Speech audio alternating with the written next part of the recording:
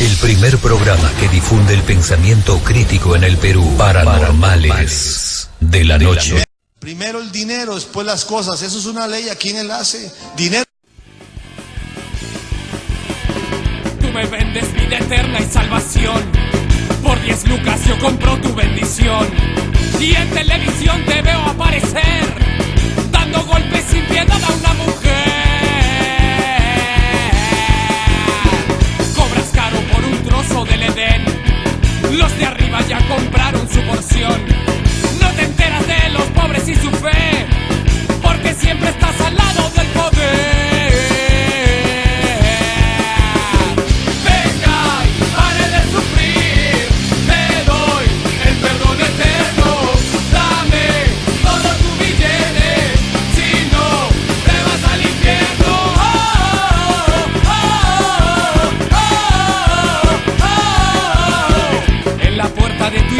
Piden pan, tú te encierras y te pones a rezar, y en la tele vemos todos la verdad.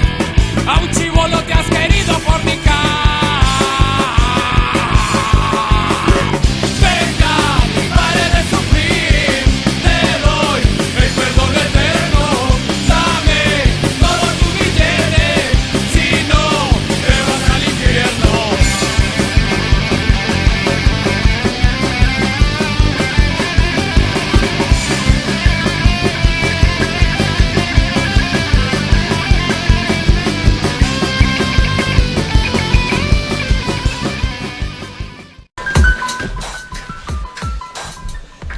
Hola, muy buenas noches. Bienvenidos a Paranormales de la Noche a través de los 97.7 FM. Acá Miguel está queriendo destrozar el micrófono, pero bueno. a todos los que se conectan, escuchábamos el intro de Los Chabelos, de esta canción que se llama Pare de Sufrir, porque acá queremos hermanos de beber todos de agua consagrada. Agua consagrada del Espíritu Santo. Hoy día va a ser un tema muy interesante por el cual tenemos invitados de primera para conversar sobre este tema y más. Pero bueno, vamos a aprovechar antes de ir a nuestro bloque. Acá presentamos esta noche a Miguel Yáñez. ¿Cómo está, Miguel? Muy buenas noches. Muy buenas noches a los radioescuchas, muy buenas noches a todo el panel presente y a los que nos ven en Facebook en vivo. Bueno, este programa va a estar, pero... Conéctense y comenten. Sí, conéctense y comenten. Tenemos a Adrián Núñez. ¿Cómo estás, Adrián? Buenas noches. Buenas noches, ¿qué tal? ¿Cómo están? Acá estamos en un supuestamente penúltimo programa de la temporada. Ya, pero por el tema que vamos a tocar, de repente es el último, sí. Nomás ahí nos cortan. Y como pueden ver, el patriarcado ha vuelto a tomar este programa, ¿no? Claro, como debe ser. El último programa nos dieron golpe de estado, las chicas nos sacaron y bueno, no pudimos volver, lamentablemente. Y tenemos aquí a Jefferson Basalar. Él está aquí, él es oyente, ha sido el programa y como hoy día vino a recoger su polo y por cuestiones místicas y reptilianas no hemos podido entregar el polo, así que le vamos a dar unos minutos aquí en nuestro primer bloque. ¿Cómo estás, Jefferson? Buenas noches. Bien, gracias. Saluda ahí a todos los que te ven, a mamá, papá, hijos, al que te fían al mercado, a todos. A mi hermano que está ahorita viendo el programa, seguro. Gracias por venir. Y bueno, sí. Antes de entrar a los temas de este primer bloque que le gusta mucho a la gente, vamos a... Sí, tenemos a una llamada en vivo.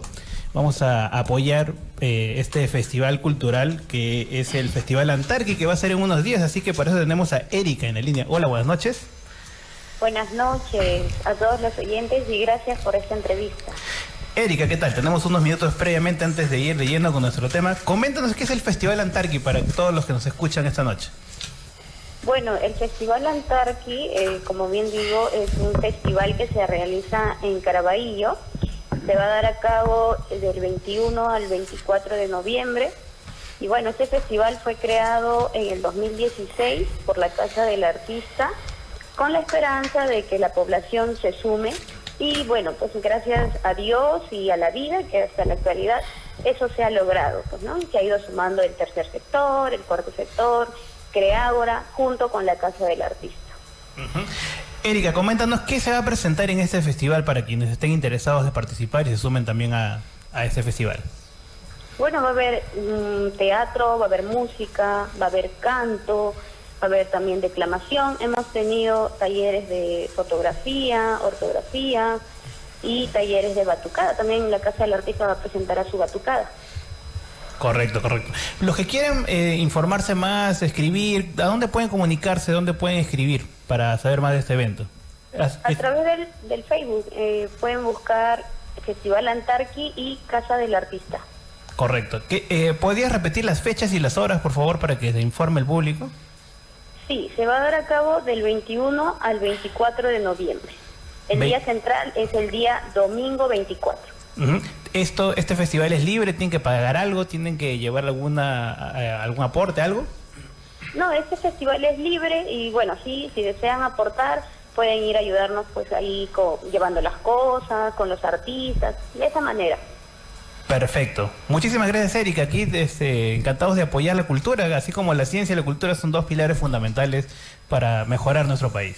De hecho. Ok, muchas gracias. Gracias a ti por confiar en nosotros. Bueno, ahí fue nuestro cherry cultural. ese sí fue gratis, no fue auspiciado por Soros. Antes de ir a nuestras noticias, saludamos a Jean-Paul Gallarday, Arturo Alcides, David Orue Ortiz de Estados Unidos nos escucha. Arturo Alcides dice, quiero ser el quinto Teletubby, dice. Marcos Hoyos Hipólito también está, todos los que comenten y vamos a leer sus consultas, preguntas al aire una vez que desarrollemos el tema. Y para ganar tiempo vamos ya a nuestra primera noticia, a escuchar este bloque que tanto le gusta a la gente. Vamos a ver qué nos trae. El bloque favorito. Sí.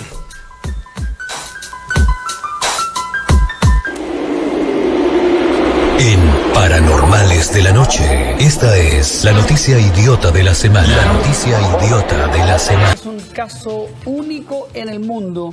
¿Saben cómo lo llaman a él? El niño índigo. Él sorprende a todos. Hace bastante tiempo, ¿saben lo que hace él? Él adivina todo lo que tiene enfrente, incluso estando con sus ojos vendados.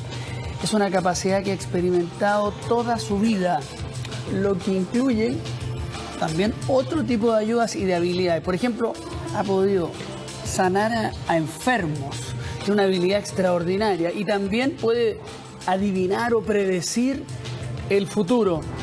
Este caso único pasamos a revisarlo. Su historia la conocimos hace algunos años cuando sorprendió a todos por adivinar sin la necesidad de mirar todo lo que le ponían al frente. ¿Es un teléfono? Un teléfono. Correcto. Ojos vendados y una capacidad que asombra a todos. Es el segundo de 4 hermanos, hoy tiene 19 años.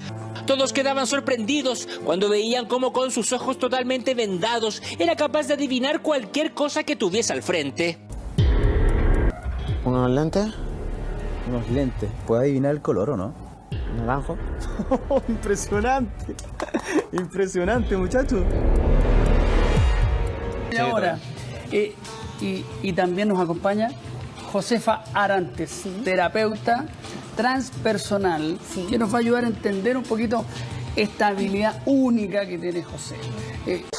Bien, escuchamos ahí la primera noticia, este chico chileno, José Aguirre, conocido el niño índigo con habilidades extrasensoriales. Este chico se ha presentado en varios programas en Chile y compartíamos hace poco en nuestra página el video de cómo un simple tweet desapareció los poderes místicos de este chico. Miguel. Le metieron una barrida así a lo Gerard Piqué y de verdad se quedó en el aire el chiquillo. Es que lo que pasa es que la TV no cuestiona estas cosas. Claro, mira quién llevan al lado, ¿no? Está, ¿cómo es? Terapeuta transpersonal. Terapeuta transpersonal, ¿no? Hubiera llevado a un mago, el mago al toque lo sacaba, ¿no? Ese tweet pues fue brutal, ¿no? Inclusive hay una técnica que realmente está tapado, ¿no?, los ojos y juegan en pared, ¿no? Le dice que antiguamente hacían los cómicos ambulantes. Decían, ¿de qué color es la cabeza de ¿de qué color es el pantalón de tal persona? ¡Rojo! Y lo adivinaba.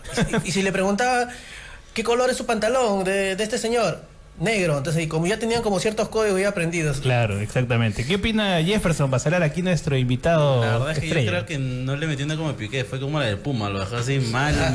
Sí, Para los que no han visto el video de la página, así lo describo brevemente.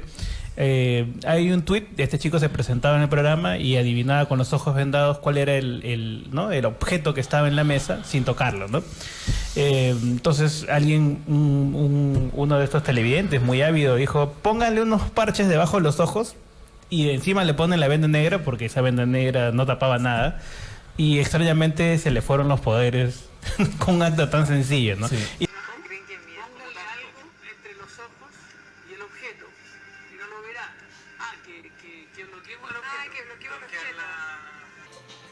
mira cómo abre el ojo, ¿cachai? Con el otro ojo se nota que lo está abriendo. Mira, para poder mirar, ¿cachai? Que lo mueve para arriba para que le quede abierto por abajo, po. Si eso es lo que hace, po. ¿Viste? Empieza a abrirlo hasta que lo abre. Si esa es la weá. Es un truco ultra easy, weón. Mira, ahí se lo pegaron de nuevo. ¿Viste cómo intenta abrirlo? Mira. Mira cómo intenta abrir los ojos, ¿viste? Y ahí obviamente esa venda no tapa nada, pues si mira por abajo. ¿Viste? Se la subió.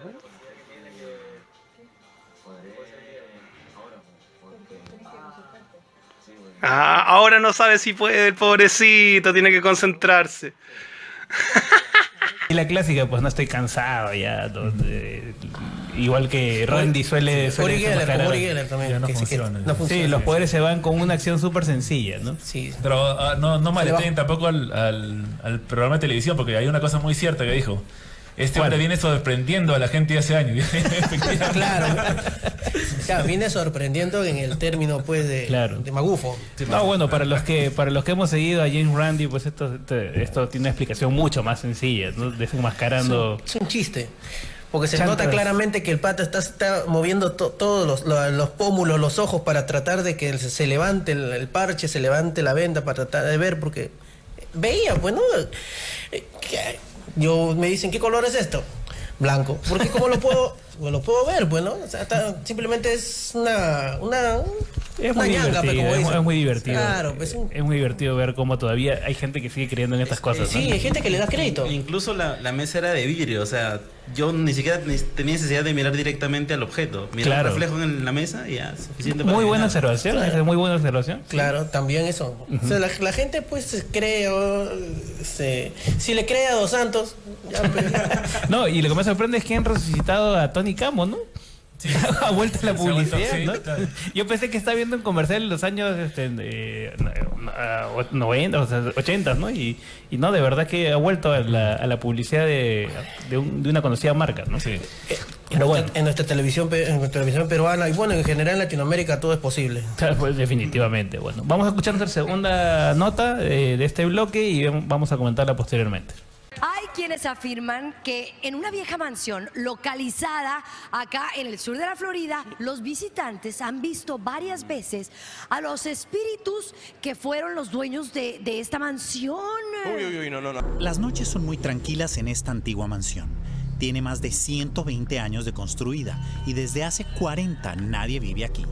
Sin embargo, investigaciones de expertos confirman actividad paranormal, como en este momento en el que algo o alguien, a través de una linterna, contesta preguntas desde el más allá.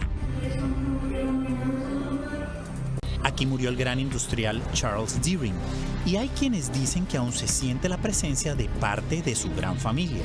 Puertas se me han abierto y cerrado, por ejemplo. Pinturas han caído de la pared. Han pasado cosas que no tengo explicación. Estas mecedoras nunca se detienen, quizás por el viento, quizás no. Una imagen de la esposa del industrial, ya fallecida, fue fotografiada en los jardines y al cruzar esta escalera, por ejemplo, cambia la luz y también la temperatura.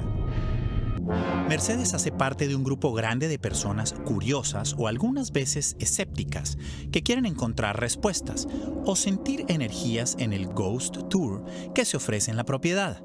Vienen con sus péndulos y equipos para detectar actividad paranormal. ¿Algún día ha pasado que una persona tomando el tour se asuste y suspenda? Sí, muchas veces. Sí, pasa mucho. Intentamos, incluso con cámaras infrarrojas, detectar algo fuera de lo normal. Y les tengo que confesar que, menos mal, no ocurrió. Lo que sea que esté aquí de la familia original, ¿está contenta con que vengamos a visitarlos o a veces no tanto? Yo diría que sí. Ajá. Nosotros le preguntamos siempre. Siempre hay alguien que le pregunta si están satisfechos con nosotros, si le importa que estemos aquí. Y siempre dicen que sí. Nadie ha dicho que no, nadie se pone de mal humor. Supongo que sí, que todo está bien. Bien, aquí bueno, hay varias cosas que comentar, pero nos piden aquí un corte publicitario. Volvemos Toda la vida contigo. Rapidito. Acá Johnny Arce en los controles, no lo saluda ahora, por eso es que nos manda el corte antes. Bueno, vamos a una pausa y volvemos aquí en Paranormales, comentamos y ahí entramos al tema de fondo.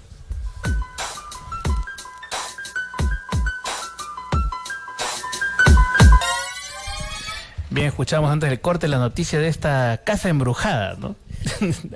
Comentarios, por favor. A ver. Ay, ponme ya, gracias. No te quieres, te ha cortado el micrófono. No, acá, sí, ya. Censurado. Mira, ya quisiera yo ya que me regalen una casa, no importa con fantasmas, de verdad, pucha, porque... Ya, bueno. ¿Por qué a los escépticos no nos pasa esas cosas? No nos quieren, ¿no? No, yo no he sido poseído por fantasmas, por espíritus, por demonios, no he visto un fantasma, no me da nada. Entonces, ¿qué pasa? ¿Qué pasa conmigo? O sea, que... Tienes que creer en la Sunat. A ver qué dice Jefferson. Vamos a escucharla. La gente le tiene más miedo a la Sunat que a los fantasmas. No, definitivamente. ¿no? Porque la Sunat también ataca de modos paranormales, ¿no? Te tienen que ahorrar los impuestos y de repente tu cuenta de banco cae en cero. Eso sí que da miedo, ¿no? Actúa de formas misteriosas. El bloqueo. Dice, Luis Peña dice, ¿alguna vez han hecho un programa sobre si existen o no los fantasmas? ¿Alguno de ustedes creen eso? Creo que hemos respondido a la pregunta, ¿no? Sí, ya está por las puras hemos hecho esos programas. Sí, tenemos una colección de temas, programas. Un programa interesante es por qué no se pueden fotografiar los fantasmas, esas cosas, ¿no? Porque, claro, eso lo conversábamos con Hernán Toro en un momento también, ¿no? Sí. Sobre las fotografías fantasmales, que tiene explicaciones muy interesantes, pero vamos a retomarlo en la siguiente temporada, ¿no? Sí. Pero bueno, antes que nos gane el tiempo, sí, Miguel. Esos equipos que te dan para que detectes pues, la fluctuación de los fantasmas. Bota. La fluctuación de los fantasmas solamente son para reforzar la mabufería, ¿no? ¿Por qué no ponen equipos para detectar pues, el infrasonido, ¿no? Que es creo que una de las bases de todos esos supuestos fenómenos paranormales, ¿no? Tiene varias explicaciones, pero no vamos a pasar acá el programa entero. No, sí. Ya, vamos a la última nota de este bloque, que es en realidad una noticia bastante seria. Sí, acá me sacó ya. Sí, bastante seria y bueno, lamentablemente sigue siendo una realidad en el mundo, ¿no? Pero vamos a escucharla. Mal ejemplo, polémica en Reino Unido por la emisión de un programa de televisión islámico que enseña a musulmanes a golpear a sus esposas como forma de castigo. En la transmisión, el presentador ofrecía consejos para que los hombres no dejaran cicatrices a sus esposas a la hora de imponer, según él, disciplina en el hogar. Este programa de la televisión islámica genera repudio alrededor del mundo. El espacio se denomina El Refugio de la Familia y su presentador explica cómo golpear a las mujeres. Durante la transmisión, Yacen Al-Mutawwa muestra una serie de garrotes con los que, según él indica, se debe imponer disciplina en el hogar. Para el presentador de la cadena Iqra TV se trata de claves religiosas. El profesor Mohamed Al-Hal, de la Universidad de Jordania y entrevistado en el mismo programa, recomendó castigar a las mujeres pero sin dejar cicatrices, fracturas o distintas marcas en el cuerpo o rostro. Televidentes indignados en el Reino Unido presentaron quejas a las cableoperadoras para que en la lista de canales no se vuelva a transmitir el polémico material audiovisual. Bien, escuchábamos esta noticia de una realidad terrible, ¿no? Y bueno, lo hemos compartido también porque tiene que ver con el tema de fondo, lo peligroso que es que estos fundamentalismos religiosos se apoderen del Estado, ¿no? Porque lo que pasa cuando se convierten en estados teocráticos ocurre esto, ¿no? Ya no se gobierna con la razón, con la evidencia, sino con lo que manda o dictamina una interpretación de un libro sagrado, ¿no? Y ese es un problema terrible, ¿no? Mira, el Refugio de la Familia se llama el programete ese. Yo sería manual de la bestialidad, ¿no? Porque cómo no entiendo en qué cabeza sana puede existir que se enseñe cómo golpear a la mujer, ¿no? En este caso, que es bien sabido que si bien en Latinoamérica no es tanto así, en los países de Medio Oriente, pues las mujeres son tratadas como ciudadanas de segunda clase, ¿no? Sin derechos, sin nada. Entonces es terrible eso y es algo pues aberrante realmente. No tengo palabras para escribir eso. Adrián. Bueno, es una demostración de por qué necesitamos una separación entre religión y manejo de la sociedad, ¿no? Así es. La religión no puede manejar la sociedad. Yo recuerdo un artículo de Vargas Llosa que decía la diferencia es de que la Iglesia Católica ya no haga lo que hacía en la Edad Media y en cambio países del Medio Oriente sí siguen haciéndoles, que no se ha dado este proceso de secularización, ¿no? Claro, sí. Ese es el problema. Diefro. Bueno, es cierto, ¿no? O sea, no solamente con religiones del Medio Oriente, ¿no? O sea, yo conozco cosas cercanas por ejemplo, de otras tipos de sectas, iglesias más pequeñas, ¿no? Que no son del grado de, digamos, los mormones o la iglesia de los santos de los últimos tiempos, que son, creo, lo mismo. Igual, o sea, la mujer es el segundo, está por debajo de los hijos. Claro. Por debajo de los hijos. Entonces, eso es un maltrato social, psicológico, sistemático, que viene de este tema, ¿no? De que no se le puede dar cabida a la religión como un papel protagonista dentro de la sociedad. Es por eso, porque necesitamos detener esta oleada que está prácticamente tomando a los países de Latinoamérica. Si bien los países de Europa lo sufren con el Islam, acá lo estamos sufriendo pues ya con el fundamentalismo religioso, que ya vamos a hablar en el otro bloque. Correcto. Bueno, le damos las gracias a Jefferson por habernos acompañado en este primer bloque. Gracias por tu paciencia, mi estimado. Sí, ya para el siguiente lunes, sí, que es nuestro último programa, el siguiente lunes. Sí. Acá vienen todos invitados. Vamos a hacer una fiesta acá de despedida en la radio. Vamos a traer trago acá, emborracharnos acá. Gracias, Jefferson. Muchas gracias a ustedes. Entonces ya vamos a entrar con el tema de fondo, pero vamos a escuchar un reportaje. El número 5, Johnny, por favor. Está listo ahí. Ya está. Sobre este tema que vamos a tocar aquí con nuestros invitados. Vamos a escucharlo y aquí entramos de lleno al tema.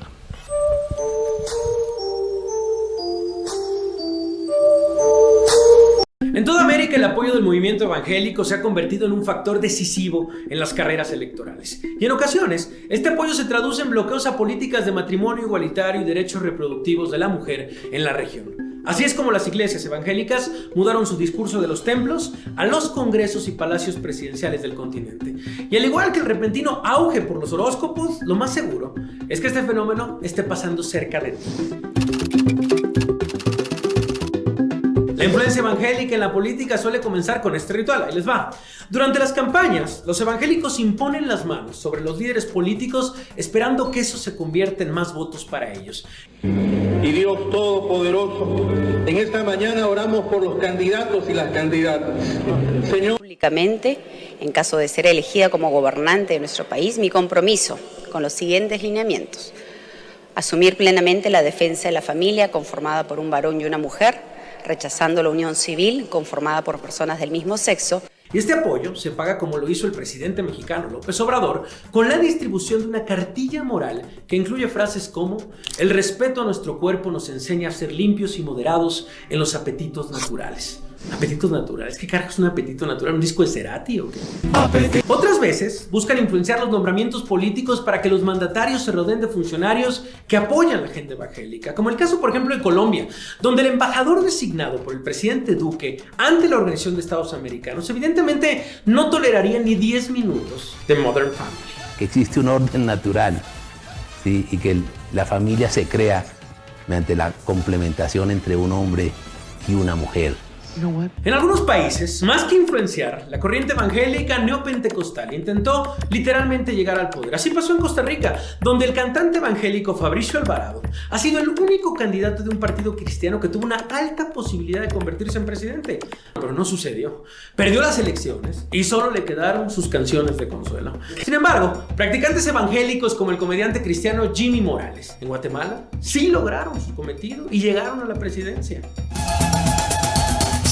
¿Cómo están mis negritas lindas? Sí, este es el presidente de Guatemala cuando era comediante. En otros países, la influencia evangélica se traduce en combatir reconocimientos de derechos humanos fundamentales, como bloqueos contra la despenalización del aborto en Guatemala, o el caso, por ejemplo, de Brasil, donde nombraron a una pastora evangélica como ministra de Mujeres, quien está activamente en contra del aborto. Eso es, bueno, como nombrar a Neymar como embajador del fair play, no sé. En Argentina, los evangélicos han apoyado la obstrucción en reformas de la educación sexual. En El Salvador, el presidente más popular de Twitter, Nayib Bukele, se opuso a la legalización del matrimonio igualitario. Pero en el tema del matrimonio, nosotros creemos que el matrimonio debe ser entre un hombre y una mujer. Una nueva investigación realizada por el Columbia Journalist Investigations de la Universidad de Columbia en Estados Unidos, junto con el Centro Latinoamericano de Periodismo de Investigación, CLIP, y 15 medios de la región, revela el avance de los fundamentalistas evangélicos en el continente. De izquierda, de derecha, y bueno, de lo que sea esto. Los reportajes nos explican cómo los políticos se benefician del apoyo cristiano mientras estos cementan su agenda conservadora. Bien, escuchamos este reportaje introductorio para hablar ya del tema de esta noche, y a todos los que se conectan a través del Facebook pueden poner sus consultas, comentarios, y los que nos escuchan por la radio y quieren también llamar, dar sus opiniones, pueden llamar al 388-3800, el 388-3800, para que opinen e interactúen con nosotros. Es un programa interactivo, así que está bien. Tenemos esta noche a dos invitados de lujo aquí. Tenemos a Henry González. ¿Cómo estás, Henry? Muy buenas noches. Hola, gracias por tenerme acá. Como comentamos en la publicidad, él está en la India. Él le ha visto de cerca el trabajo de estas organizaciones como la de la Madre Teresa de Calcuta, y tiene alguna información bastante picante que darnos esta noche. Y también tenemos a Henry Llanos, que él es presidente de APERAT, ya ha venido aquí antes al programa, también a quien le damos la bienvenida. ¿Cómo estás, Henry? Buenas noches. Hola, ¿cómo estás, Andy, y a toda tu audiencia? Entonces, ya presentados aquí, vamos a tratar de abordar diferentes temas que hemos planteado durante la semana en una etapa latinoamericana convulsionada, porque por lo de Bolivia, en general, ¿no? Empezamos con Ecuador, de Chile, Bolivia, aquí también en Perú tuvimos problemas con la coyuntura política. Entonces de pronto por ahí también hay una relación, algún vínculo también de estos cambios drásticos que se están dando con estos movimientos que están detrás, ¿no? Hay una lucha y hay una pugna bastante fuerte. Entonces la primera pregunta que le quiero plantear a Henry sobre este tema de las iglesias evangélicas y de grupos conservadores es más o menos cómo se da este proceso, porque sabemos que la primera gran influencia en la vida política de nuestros países es de la Iglesia Católica, ¿no? Obviamente incide en el proceso de evangelización, en la independencia de estas colonias españolas primero y después... Histórico. Exactamente. ¿Dónde empieza o cuál es el punto de quiebre en el que la Iglesia Católica empieza a dejar un poco el poder y empieza a avanzar, digamos, esta oleada de los grupos o de las iglesias evangélicas? Bueno, mira, las iglesias evangélicas, o sea, de acuerdo a la clasificación de mi amigo Juan Fonseca, que no pudo venir, los que llamamos evangélicos se dividen en dos grandes grupos, ¿ya? Están los tradicionales, los protestantes, y los netamente evangélicos. Entonces, dentro de los protestantes, que son los primeros que han llegado al Perú a finales del siglo XIX, inicios del XX, están la iglesia anglicana, la presbiteriana, la iglesia bautista, los anglicanos. Ellos son los que promovieron la primera ley de libertad religiosa, y ellos son los que en 1915 lograron que el culto católico no fuera monopólico, ¿verdad? Porque antes de 1915 en el Perú, en este país, solamente se podía profesar la religión católica, y era un delito profesar cualquier otro tipo de cristianismo, mucho menos la forma de no creencia, evidentemente, ¿no? Estuviéramos muertos ya. Estos primeros protestantes, estos protestantes provienen de la reforma de Lutero del siglo XVI, entonces ellos provienen directamente, entonces ellos son los primeros en llegar aquí al Perú. Los que nosotros llamamos evangélicos propiamente dichos, esos que tienen falda larga, camisita, ¿no? Ellos provienen ya de otros tipos de movimiento de Estados Unidos, ¿ya? Y empiezan a llegar en masa a partir de los años 50, pero se hacen realmente importantes a partir recién de los años 70, 80 y 90, ya se consolida. Entonces, entre los años 70 y los años 90, esos 20 años, empieza la consolidación del movimiento pentecostal evangélico de tendencia carismática. Antes de los años 70, estos movimientos que llegaban de Estados Unidos y que luego fueron interiorizados por nuestros propios compatriotas, porque primero era el pastor de Estados Unidos que llegaba, pero ya luego los pastores fueron peruanos, ¿no? Latinos. Estos movimientos primero huían del mundo, así como tienen actualmente la tendencia de los testigos de Jehová. Huían del mundo, no querían meterse en política. Claro.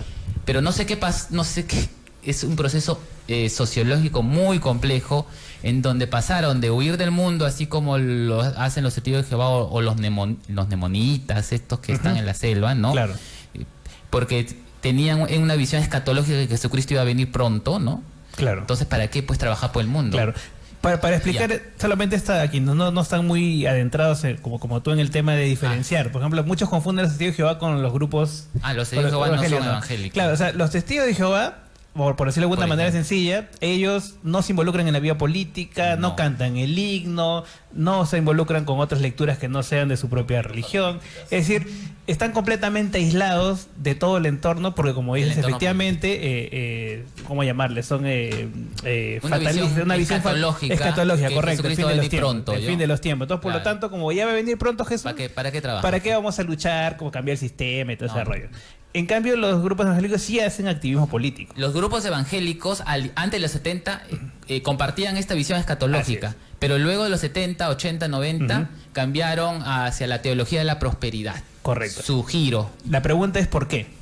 Bueno, es que son varios factores. Ni siquiera los estudiosos lo han dicho, pero cambiaron porque, bueno, pues primero hubo... siempre los cambios evangélicos se dan de abajo hacia arriba, ¿no? No es como la Iglesia Católica, que de arriba ordenan y abajo obedecen. Entonces, es más complejo decir por qué se cambió, porque ellos hicieron caso a las masas. Entonces, el que tenía más dinero, el que tenía más influencia, era más importante. Entonces para los años 90 se consolidaron y cambiaron su visión, y ahora sí quieren participar en política. Y esto que pasa en Perú es un calco, una muestra de lo que está pasando en toda Latinoamérica. Sí. Quisiera, Hemli, tener tu apreciación.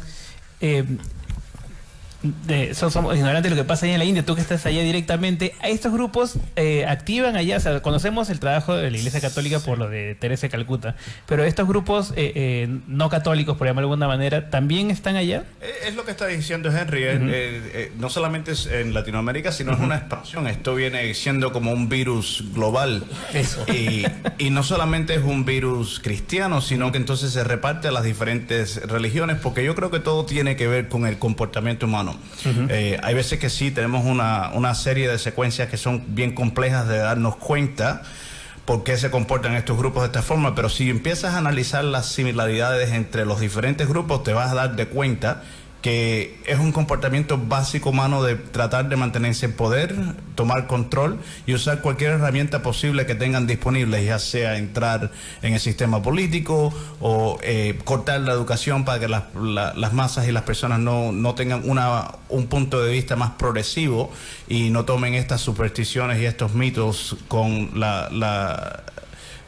con el control que ha tenido por tanto tiempo la Iglesia, porque ya como que se está rompiendo ese molde a través de los años, y como tú mencionaste, empezamos con las diferencias entre la cristianidad. Bueno, ahora no queremos cristianidad y después no vamos a querer lo que viene detrás de eso, y es una evolución de la mente humana más que nada. Claro, yo preguntaba por esta pugna de poder, volvemos a Henry, entre catolicismo, porque en un momento en la Iglesia Católica existía incluso la doctrina, la teología de la liberación, ¿no? Claro. Que digamos, buscaba, en cierta manera, acercarse a estas demandas sociales que después creo que le han dado bastante materia prima a los grupos evangélicos también. De hecho, inclusive el término de ideología de género es católico, proviene de la Iglesia Católica y muy bien lo han tomado los evangélicos. Bueno, la teología de la liberación es contemporánea precisamente a la teología de la prosperidad. Pues por ahí se formaron por ahí, ¿no? Y vienen de las bases. Ahora, la Iglesia Católica, el éxodo, o sea, de dónde provienen más evangélicos neopentecostales carismáticos, esos que saltan, gritan y son fundamentalistas e integristas, ellos provienen de la Iglesia Católica. Ah, claro. Porque felizmente los ateos no nos convertimos a eso estadísticamente. Un poco remoto, ¿no? No, al contrario, estamos creciendo. Pero ellos también. Entonces, ellos le quitan creyentes a la Iglesia Católica y se los mandan para allá y ya no vuelven. Claro. Es porque la Iglesia Católica ha sido muy pedante.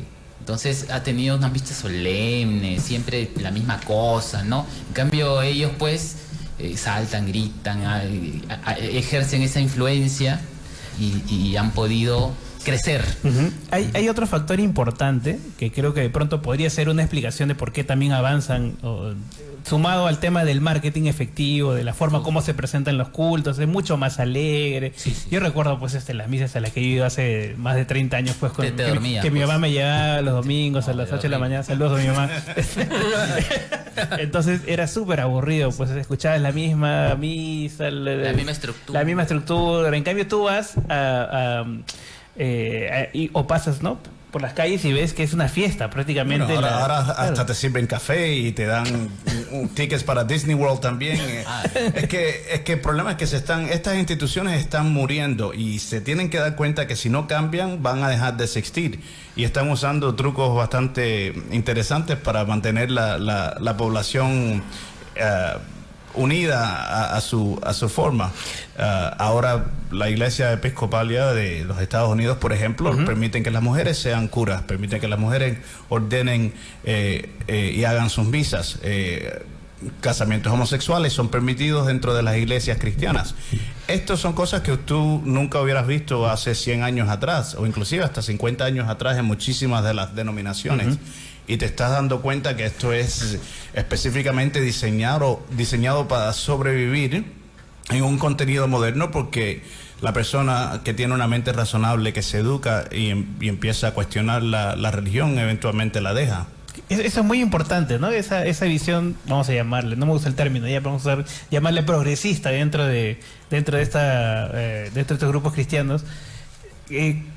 ¿Cómo compatibiliza con esta situación? Vamos a hablar específicamente de nuestro país, Henry, donde existen grupos como el colectivo Con Mis Hijos No Te Metas, ¿no? Que el discurso reivindicativo más bien es de cerrarse sobre posturas muy, muy conservadoras, ¿no? Sobre todo en el tema del matrimonio igualitario, en el tema del aborto, y etcétera, temas más. Vamos, te dejo la pregunta ahí y después del corte la contestamos. Vamos a una breve pausa y volvemos aquí en Paranormales de la Noche. Bien, volvemos aquí en Paranormales de la Noche. Les recordamos que pueden llamar, ahí está el número abajito, también los que siguen por Facebook, pero los que están por la radio es el 388-3800, el 388-3800. No vaya a ser que yo ni dejaba desconectar el teléfono adrede, ¿no? Ahí está. Sí, hoy día ha estado saboteador. Y los que quieren comentar también vía las redes sociales, están ahí conectados, pero no comentan, o es mi internet. Que no, bueno, vamos a leer sus preguntas más adelante. Dejábamos la pregunta antes del corte a Henry sobre nuestra realidad, nuestra realidad nacional, nuestra triste realidad. Porque aquí más bien pienso que estamos estos discursos van en retroceso, es decir, cerrarse sobre posturas muy muy conservadoras, ¿no? Aquí en toda Latinoamérica, ¿no? es que estos grupos, pero aquí más, creo, ¿no? Somos como un bastión conservador, no, igualito ese. No, pero por ejemplo, mira, yo te pongo un ejemplo clarísimo. Hasta Bolivia ha tenido una ley de identidad de género. Bueno, y acá ni siquiera quisieron. Es que estuvo 14 años Evo, pues. Acá ni siquiera. No, pero acá, pues digo, acá ni siquiera quisieron discutirlo, que eso es lo peor. No, pero es que eso ha sido a pesar, no ha sido por las iglesias, ha sido a pesar de ellas, ¿no? Claro. En Bolivia pudieron. Claro, pero me refiero a que acá ni siquiera quieren discutirlo, que eso es lo peor. Ahora va a cambiar en Bolivia. Sí.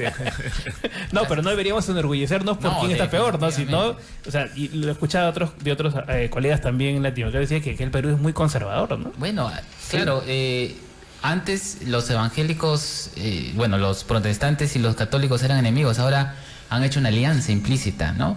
Estratégica, política. Dios los cría y ellos se juntan. En realidad, en el fondo se desprecia porque hay antievangelismo en los católicos y anticatolicismo en los evangélicos, pero sus cabezas trabajan muy juntas en 4 puntos importantes. Primero, el activismo pro vida, ¿no? Para detener solamente hasta que nazcan. De ahí que se jodan. Y de ahí si es homosexual, peor todavía. O sea, ahí esa vida no cuenta. Condenar, no, claro que no. Claro, ese activismo pro vida está centrado en la Iglesia Católica, no significa que los otros no lo hagan, y está en contra de los derechos sexuales y reproductivos, ¿no? Pero el otro eje es el activismo pro familia, ¿no? El activismo pro familia. Esa palabrita, ¿no? Aunque se den golpes y sean bastante disfuncionales y todas estas cosas, ¿no? Pero bueno, familia. Bueno, mucha familia. Claro, la cosa es que sea papá, mamá y nada más, ¿no? Ya. Por más, ¿no? Entonces, Y han hecho ONGs, ¿no? Ahí está Ceprofarena, la Sin Componenda, la ONG de Cristian Rosas, ¿cómo se llama? Coordinadora por la familia, Ajá, ¿no? Claro. Entonces, esta alianza, o sea, esto viene de afuera, en realidad. Esta agenda viene de afuera, no es que ellos la hayan inventado, nuestros evangélicos peruanos, neopentecostales la han inventado. Reciben órdenes, creo que de afuera. Porque si ves los colores de Con mis hijos no te metas, no son solo igualitos. órdenes, sino plata. Órdenes. Bueno, es lo que ha sucedido en Uganda con una resurgencia de anti-homosexualismo que ha sido directamente relacionado a la influencia de los evangélicos de los Estados Unidos, que han por décadas infiltrado el sistema de opinión y se han prácticamente burlado de la separación de iglesia y Estado. Y han traído esta visión ultra fundamentalista a un país que tiene graves problemas, donde el problema de la homosexualidad es lo último que Qué curioso, Holanda que es el ícono del progreso, ¿no? De la libertad. En Uganda, en África,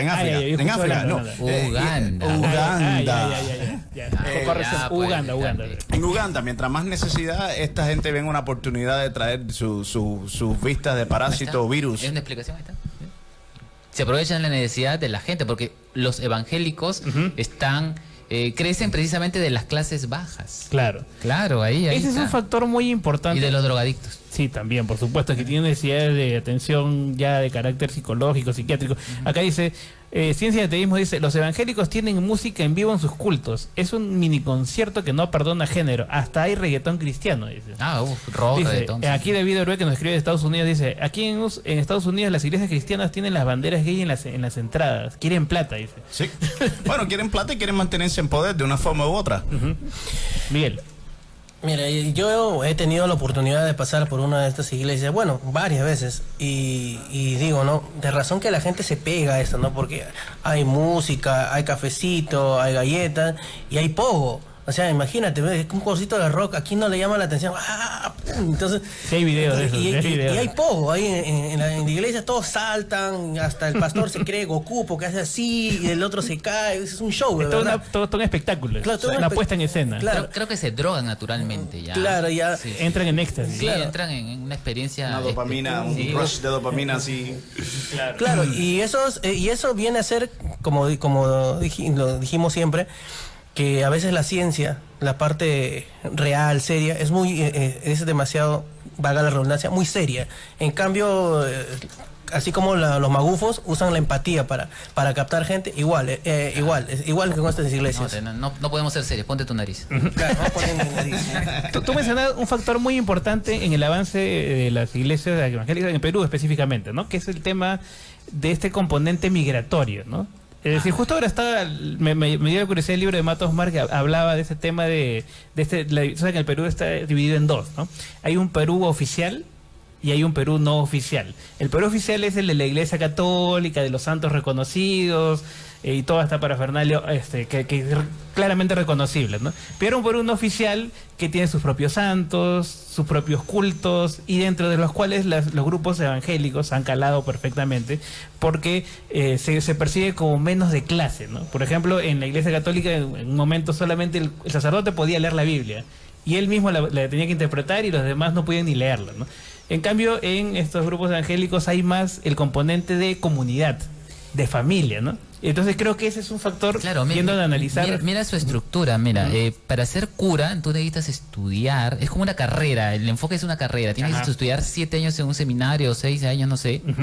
En cambio, para ser pastor, tú solo necesitas tener dotes carismáticas, o sea, no hay esa verticalidad entre el cura y el feligrés. No hay un cursito en internet ni algo de esto ahí. No, bueno, después viene el cursito, o sea, es como un trabajo, como una empresa, claro, ¿no? Pero cualquiera puede llegar a hacerlo. Claro, el que lo hace mejor del grupo, lo hace sí, es el que va subiendo. Sí. Entonces, ahí hay una diferencia, pero ya. Es lo que dices, está granmente medido por la carisma que tenga la persona. Claro, por eso.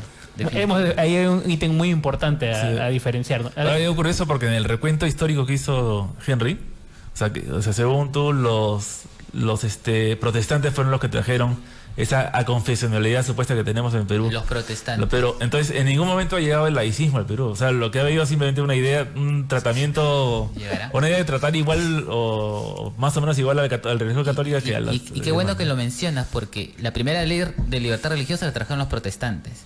Y ahora las versiones siguientes de la ley de libertad religiosa, la última, la 29.635, que está actual, ya está manipulada por los evangélicos neopentecostales. ¿Y qué hay en esa ley? ¿Qué quieren lograr en esa ley de libertad religiosa? Quieren lograr los mismos privilegios que la Iglesia Católica, tributarios y todo. Y excluir a todos los otros grupos, satánicos, humanistas. Eso quería decir, porque este argumento lo tenemos en los Estados Unidos también. La no clarificación de lo que significa la libertad de religión. Eso nadie te lo pone de una forma que te dicen, bueno, ¿cuál religión? ¿La cristiana? ¿Cuál denominación? ¿Y qué pasa con los musulmanes que si vamos a dejar a que los niños recen en escuela pública? Entonces, y ahora rezamos como budistas también. ¿O qué vamos a hacer? ¿Vamos a ir a la escuela a aprender o vamos a meternos las 4 primeras horas rezando de todas las denominaciones? Pero la otra que falta, que es la que menos se menciona, es el derecho a no creer en nada también. Por supuesto. Y de ese grupo todo el mundo se olvida, ¿no? Sí, no existimos, definitivamente. Y si sigue esta tendencia, no existiremos, ¿eh? Por más que haya 1 millón y tantos. Una salvaje de lo que sobra. Sí, vamos a cantar esta canción al principio. Bueno, pero también está ligado, muchos de estos grupos están ligados al tema económico, que ya lo hemos mencionado hace un momento. Y quisiera que escuchemos juntos número 6, por favor, Johnny. Este es un reportaje de Huayca, un extracto en realidad de un largo reportaje de Huayca, que es el que más ha investigado el vínculo de estos llamados negocios de fe. Vamos a escuchar brevemente este extracto de la investigación de Huayca para ponernos en contexto.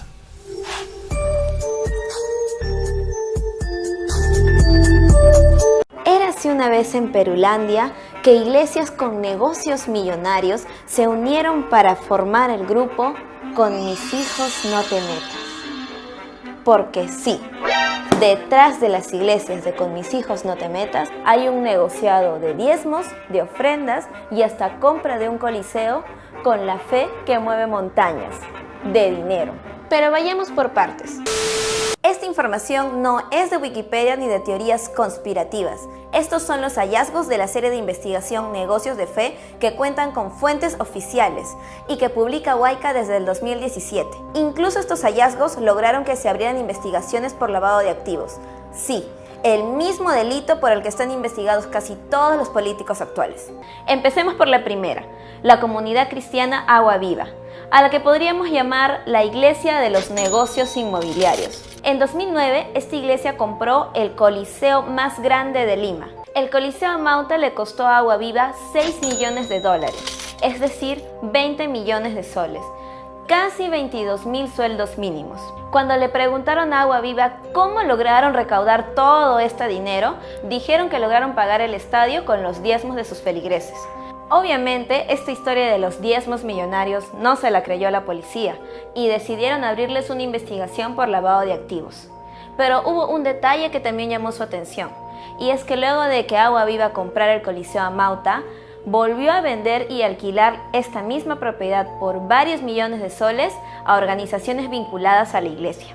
Es como que yo me comprara un celular y luego me lo alquile a mí misma y después me lo vendo a mí misma. ¿Tiene lógica? Y es que muchas de estas congregaciones están manejadas solamente por una familia. Sigamos con la siguiente iglesia, el Movimiento Misionero Mundial. En el caso del Movimiento Misionero Mundial se repite lo mismo que Agua Viva. Una sola familia es quien maneja los millones de diezmos de la iglesia. Se trata de la familia González. Su líder, Rodolfo González, junto a sus hijos, fueron investigados por la policía durante 7 años por lavado de activos. Según las declaraciones que el propio pastor dio a la policía, logra recaudar 7 millones de soles anuales en diezmos. Y es que el Movimiento Misionero Mundial no solo tiene iglesias, también tiene una cadena de televisión, de radio e incluso colegios. Otra iglesia de Con mis hijos no te metas, muy similar a las dos que ya hemos visto, es la del Aposento Alto, liderada por el pastor Alberto Santana. ¿Te suena ese nombre? Aquí te lo presentamos. Santana ha sido denunciado por casi 50 fieles por estafarlos con matar gigantes de $1,000 cada uno con la promesa de comprar el Estadio Matute. Sí, el estadio de Alianza Lima. Con una campaña basada en mentiras, infunden miedo en las personas y se catalogan como la reserva moral del país. Pero esto es para obtener un poder político, para que puedan obtener votos que los lleven a inmiscuirse en el Estado y así continuar cuidando sus negocios de fe. Bien, ahí escuchamos el recuento de las principales iglesias y sus grandes virtudes financieras. La fe mueve, como decía en el reportaje, la fe mueve montañas de dinero, ¿no? Claro. Y este vínculo cercano con la política que está ya yendo al tema propiamente de lo que estamos viendo en muchos países, este acercamiento que tienen estos grupos con el poder, ¿no? Los partidos políticos. Claro, o sea, ya no solamente antes eran, digamos, buscaban influir por detrás, ¿no? Poniendo dinero o haciendo lobby con algunos candidatos. Ahora no, ahora ellos mismos se lanzan a la política. Sí, así, hemos tenido un congreso hace poco donde donde hemos visto varios parlamentarios citando a la Biblia, ¿no? Legislando con citas bíblicas, ¿no? Sobre todo cuando se ponían a el matrimonio igualitario, la unión civil. Y hubo otros ejemplos, digamos que el más debatido fue el tema del enfoque de género, precisamente, que es lo que lograron bajarse un ministro de Educación, ¿no? Aprenden rápido porque si bien los políticos corruptos hacen una serie de triquiñuelas para que sus empresas, sus amigos y todos los allegados a él se beneficien, ahora quieren entrar en la política para precisamente tapar esos, para ser impunes, ¿no? En esos lavados de activos. Bueno, Henry. Claro, las iglesias evangélicas estas pentecostales sí se sostienen con el aporte de sus fieles, feligreses o como se llame, pero ahora lo que estamos viendo es que los partidos políticos las están usando para lavar dinero. Claro. Ajá. Que proviene ya sea del narcotráfico o de Odebrecht o de lo que sea. Entonces las están usando, entonces sirven. Ahí hay una relación. Una simbiosis ahí. Una simbiosis bien maldita, claro, ¿no? va quedando cada vez más claro, ¿no? Va quedando más claro la forma como operan este ejemplo clarísimo, ¿no? De que compraron en la Mauta y de ahí lo revendieron, ¿no? Como ponía este ejemplo, ¿no? Es como compraron, ¿no? El celular para después vendérmelo a mí mismo. Un poco extraño, ¿no? Claro, pero es que hay casos en que ya no parece ni siquiera que fueran los partidos políticos, sino que cualquier persona lava dinero a través de una iglesia, porque, o sea, de repente aparece una cantidad de dinero de no sabes, dicen que venta de libros a veces, o recepción de diezmos. Que es el argumento de Santana, un inmueble, ¿no? Que es ¿no? impagable, y ahí lo alquilan, lo venden, o sea, porque ya ha pasado el caso, que el tipo tuvo que decir, ni siquiera pudo decir que eran diezmos, dijo que, Santana creo que fue, que dijo que era la venta de sus libros. Claro, él es el que habla de eso escucha que si por donde lo veas, pues no parece algo transparente, ¿no? La corporación Gedidias es la de Santana. Claro, y eso tampoco parece de un partido político, parece de cualquier otro origen. Y bueno, saltó a la luz más con este chongazo del estadio de Matute, ¿no? Claro. Que entraron literalmente, Henry, no sé si sabes, te comento, el estadio de Matute de Alianza Lima es uno de los clubes de fútbol más populares de acá del país, y de la noche a la mañana llegaron una horda así de simpatizantes de un milagro, fue un milagro de Dios. De esta iglesia entraron a pintar todo el estadio, a tomar posesión del estadio. Eso pudo, si no se metía la policía, pudo haber terminado un baño de sangre porque los mismos aliancistas salieron lo sacaron. Claro, o sea, porque literalmente pero fue comprado para una iglesia, exactamente, para convertirlo en una iglesia. Sí, exactamente. Fue un milagro. Bueno, Santana, acá hemos pasado, ¿no? Videos también de Santana diciendo que si tiene fe, hasta puedes tener erecciones, ¿no? Decía. Resucitar, ¿no? Revive el ñaño. Claro, eso fue el mismo Santana. Es que la gente no se da cuenta que el dinero que mueven las iglesias no está fiscalizado. O sea, no hay control. Entonces, si algo no hay control, pues se presta para... A ver, acá hay preguntas del público, podemos plantearlo aquí. Dice, a ver, Otra pausa ya, pues, Giovanni, desde acá rato nos mandas al corte. Oye, Bueno, vamos a leer las preguntas. Sigan comentando, Lo ha mandado el Pastor Santana. sigan comentando. Vamos a ir a creo que es el último corte del programa. Vamos y volvemos aquí en Paranormales de la Noche. Sigan comentando y también pueden llamar al 388-3800. Creo que yo ni dejó de conectar el teléfono. Volvemos.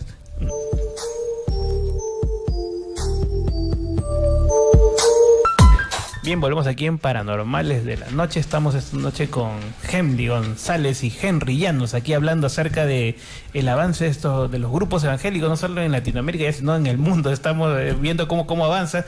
Y vamos a leer acá algunos comentarios y consultas. Fidel Junior Flores dice: hola gente paranormal, un saludito para su amiga Fidel. ¿Qué tal, Fidel? Acá te mandamos saludos, siempre nos escucha. Arturo Alcides, a ver, acá lo planteo al panel, dice: ¿cómo tratar a un dogmático fanático? ¿Hay alguna manera de que entre en razón? Ahí vamos a... Otra pregunta, Ciencia y Ateísmo, dice: ¿cómo podrían debilitar esta influencia católico-evangélica en la sociedad peruana a mediano o largo plazo? ¿Es más fácil pelear por la separación de iglesia y Estado o por una educación de calidad? Dice Jefferson Basalar, que estuvo acá y está del otro lado, y dice: quieren seguir invisibilizando a los ateos, dice. Felicitaciones, compañero, dice: gustoso escuchar el programa. Ahora sí, una pregunta seria: ¿por qué Dios necesita tu dinero?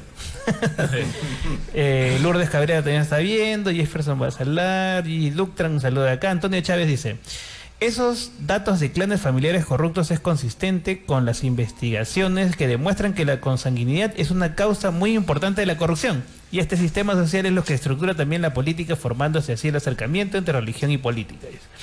Y Arturo así dice: curiosamente ese día de la toma del estadio, la política cercana a ese culto estaba en momentos difíciles legales. ¿Coincidencia? No lo creo. A ver, ¿alguna respuesta sobre estas preguntas? Mira, ahí preguntaron si es más fácil luchar contra la separación de iglesia y Estado que por una buena educación. Ajá. Pero no sé cuál es más fácil, los dos son difíciles. Pero, sí, recontra yo. Pero lo que yo creo es que la lucha por la separación de iglesia y Estado es insuficiente. O sea, el otro día, por ejemplo, escuché a Rosa María de Palacios, que es católica, pero liberal entre los católicos, decir que la Iglesia Católica ha luchado por la separación o por la laicidad, ¿no? ¿Cuándo? En el Perú, ¿no? Sí, yo también me pregunto lo mismo. Es una institución laica en realidad, porque a diferencia de estos evangélicos, ellos no se quieren meter. ¿Se estaba refiriendo al Perú? Sí, y ella dice, tenemos por comisión no meternos en política. Bueno, ya, eso es lo que dice ella. Pero incluso fíjate en el término ella y en realidad los católicos usan el término laicidad, no usan el término laicismo. Nosotros lo que tenemos que hacer es luchar por el laicismo, o sea, por los valores del laicismo, no por la simple separación de iglesia y Estado, por dejar que cada uno esté tranquilo, ¿no? Sino porque realmente los derechos de todas las personas sean iguales, ¿no? O sea, que no interese tu sexo, tu raza, lo que sea.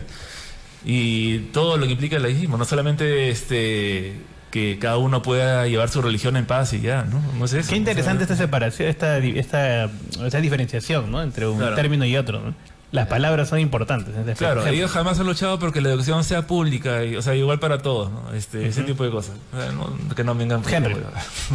Habían dos preguntas ahí. Que si se puede convertir a un dogmático, se le puede hacer entrar en razón. Sí. Sí, no.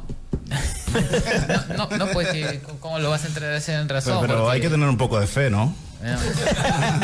Es que, como dice Sagan, ¿no? Su creencia se basa en cosas psicológicas, ¿no? Es su profunda necesidad de creer. Entonces, por lo menos lo podemos mantener atenuado, ¿no? Ahora, la segunda pregunta es más importante. Bueno, todas son importantes, pero esta es sobre qué podríamos hacer nosotros, ¿no? Uh-huh. Bueno, un poco imitarlos a ellos. Disculpe, ¿qué han hecho ellos? Uh-huh. Se han aliado. Se desprecian entre ellos, pero se han aliado. El enemigo de mi enemigo es mi amigo. Lo que quiere decir que tú y yo tenemos que aliarnos. Todas las corrientes laicistas tenemos que aliarnos. Buscar puntos de convergencia. Lo que quiere decir que tienes que aliarte con... Ahorita aparece Iván, ¿dónde se ve la palabra mágica? Demonio. Si no se alían, nos van a arrollar.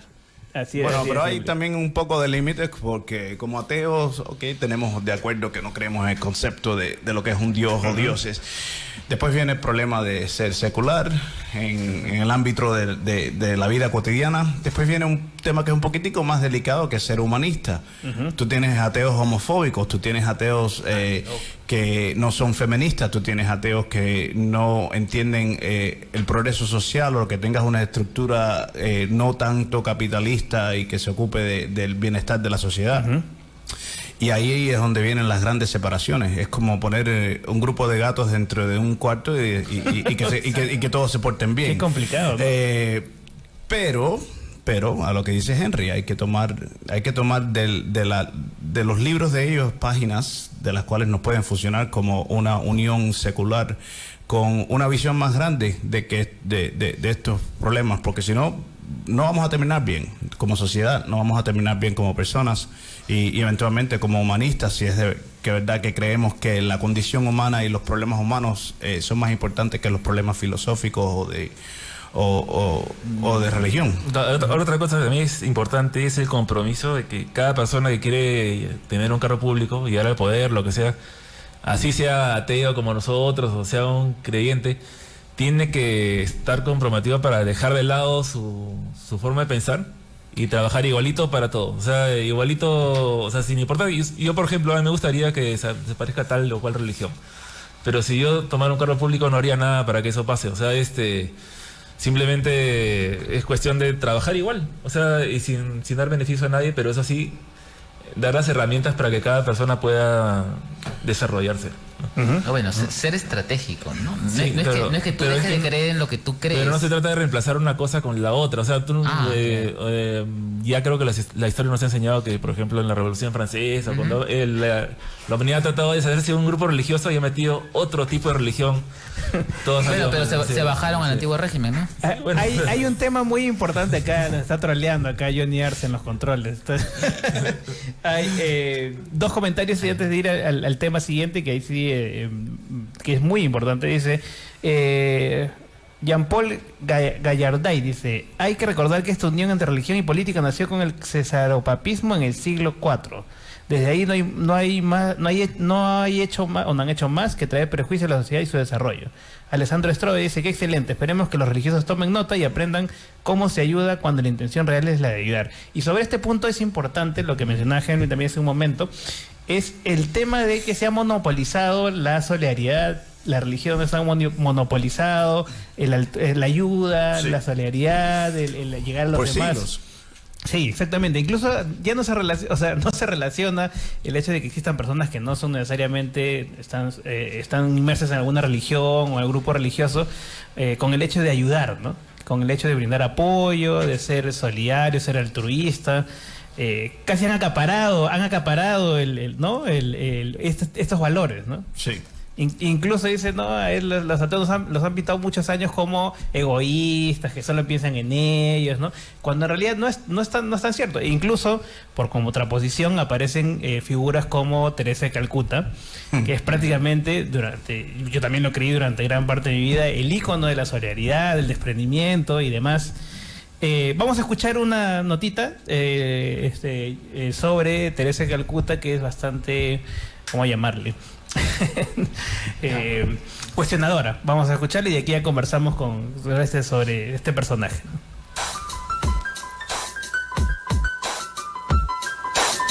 La Madre Teresa de Calcuta, todo menos una santa. Al principio, era solo una monja que fundó una congregación de misioneras. Su nombre civil, Áñez Goña Boyayú. Pero, ¿cómo se convirtió esta simple hermana en uno de los máximos íconos católicos de los últimos tiempos? En 1969, un periodista conservador de la BBC rodó un elogioso documental que la pintaba como una beata llena de amor y misericordia. Estas imágenes la lanzaron al estrellato. Y una década después, su popularidad se consolidó cuando ganó el Premio Nobel de la Paz. La fama trajo donaciones millonarias que utilizó para abrir 517 centros de ayuda para pobres y enfermos en más de 100 países. Sin embargo, estas misiones fueron descritas como casas de la muerte por los médicos que las visitaron. Incluso, los enfermos agonizaban en las condiciones más insalubres e inhumanas. pues la monja creía que los enfermos debían sufrir como Cristo lo hizo.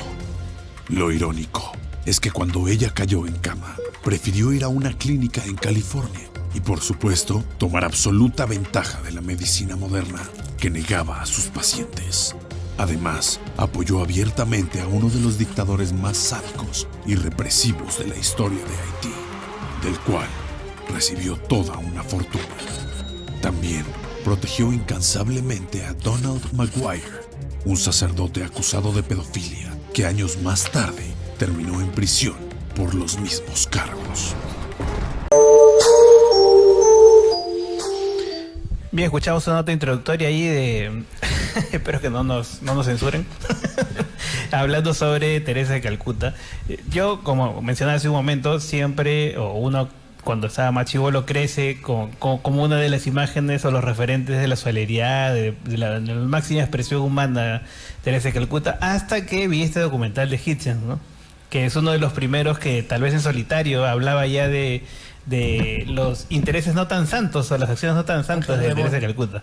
Y por eso estamos aquí también con Henry González, que es el que puede dar testimonio acerca de cuál es la realidad de los hogares de Teresa de Calcuta. Él trabaja por allá en la India directamente. Quisiera que nos comentes un poco de cómo te acercas a esta experiencia, así directamente.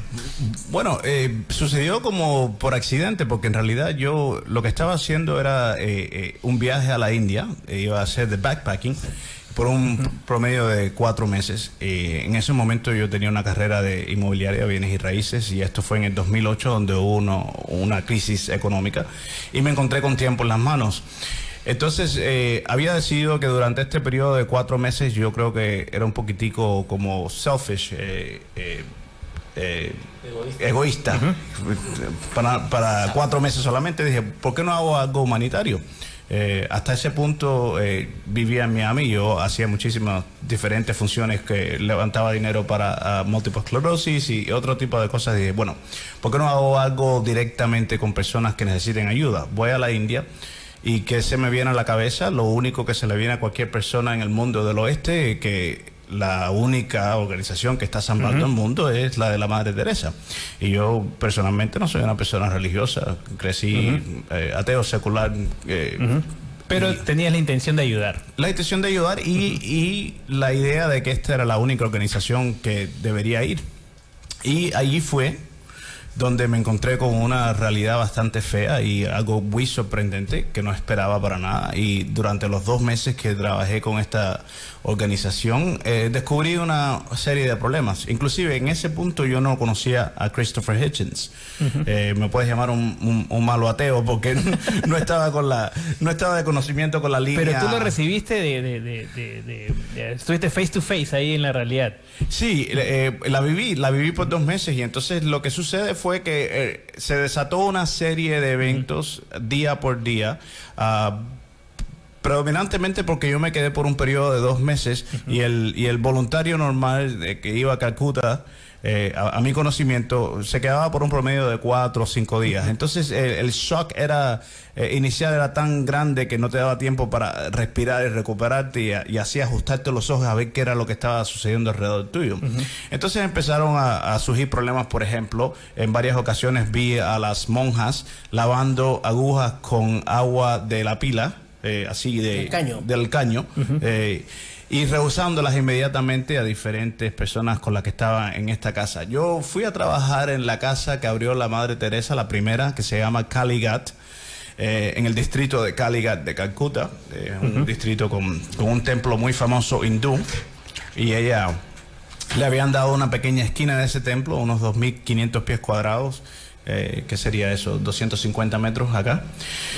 Y esa casa había sido dividida entre 2 partes, una sección para los hombres y una sección para las mujeres. Y como voluntario del extranjero, podías ir a esta casa a hacer diferentes funciones. Si no querías hacer de estos trabajos duros, podías lavar ropas ahí arriba en el techo, tranquilito.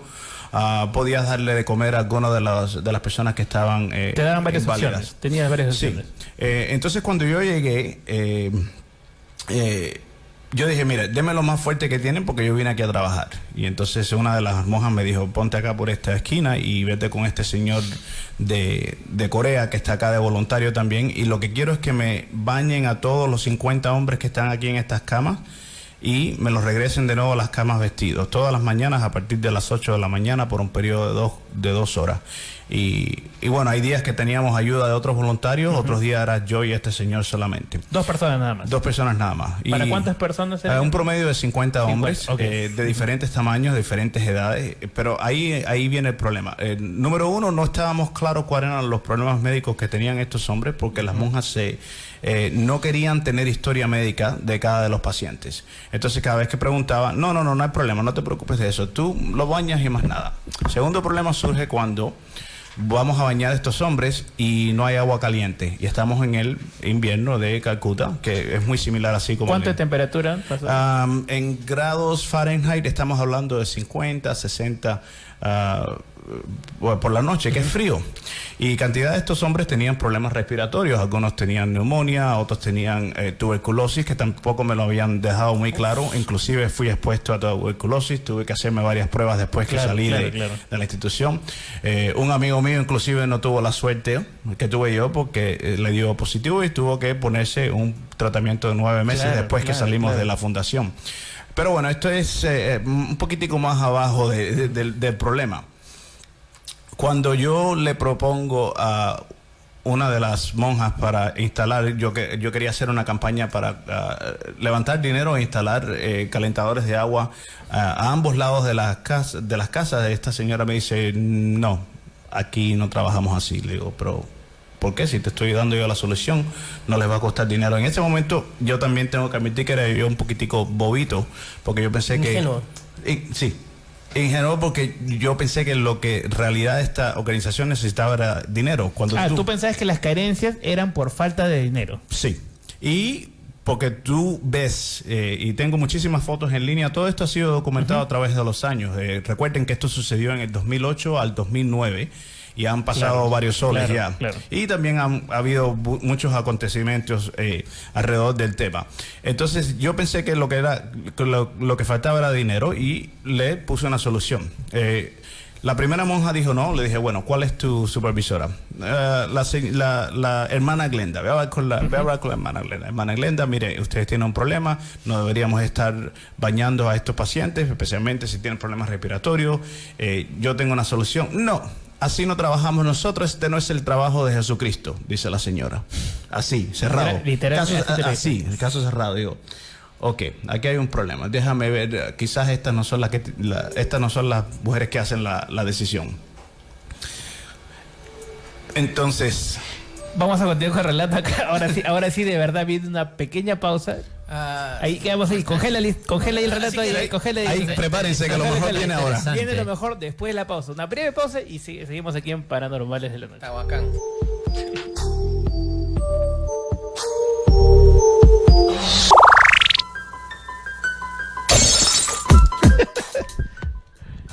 Bien, volvemos aquí en Paranormales de la Noche. Antes de la pausa estamos aquí con Henry Llanos y con Henry González, que está contando su experiencia, ¿cómo llamarle? Traumática en estas casas de la Madre Teresa de Calcuta. A ver, nos comentabas que estabas Entonces, a surgir esta propuesta de resolverles el problema de los calentadores, empieza a salir cómo se comporta, el comportamiento crónico que tenía esta organización, del cual yo no sabía nada.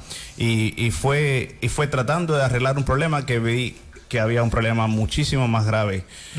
Durante los 2 meses, entonces, fui paso por paso a todas las personas que estaban a cargo de la organización a llevar esta idea y a arreglar el problema de los calentadores, y al cual no me lo permitieron. Y entonces yo como que estaba un poco indignado y empecé a hablar con otros voluntarios y sale a la luz que había problemas similares en otras casas. Entonces, cuando aquello llegara al principio de Facebook, estamos hablando, qué sé yo, 2009, 2010, y yo empiezo a publicar las fotos que yo había tomado, que por supuesto tuve que tomarlos a escondidas. Claro, imagino que no te permitían tomar fotos. No permitían fotos.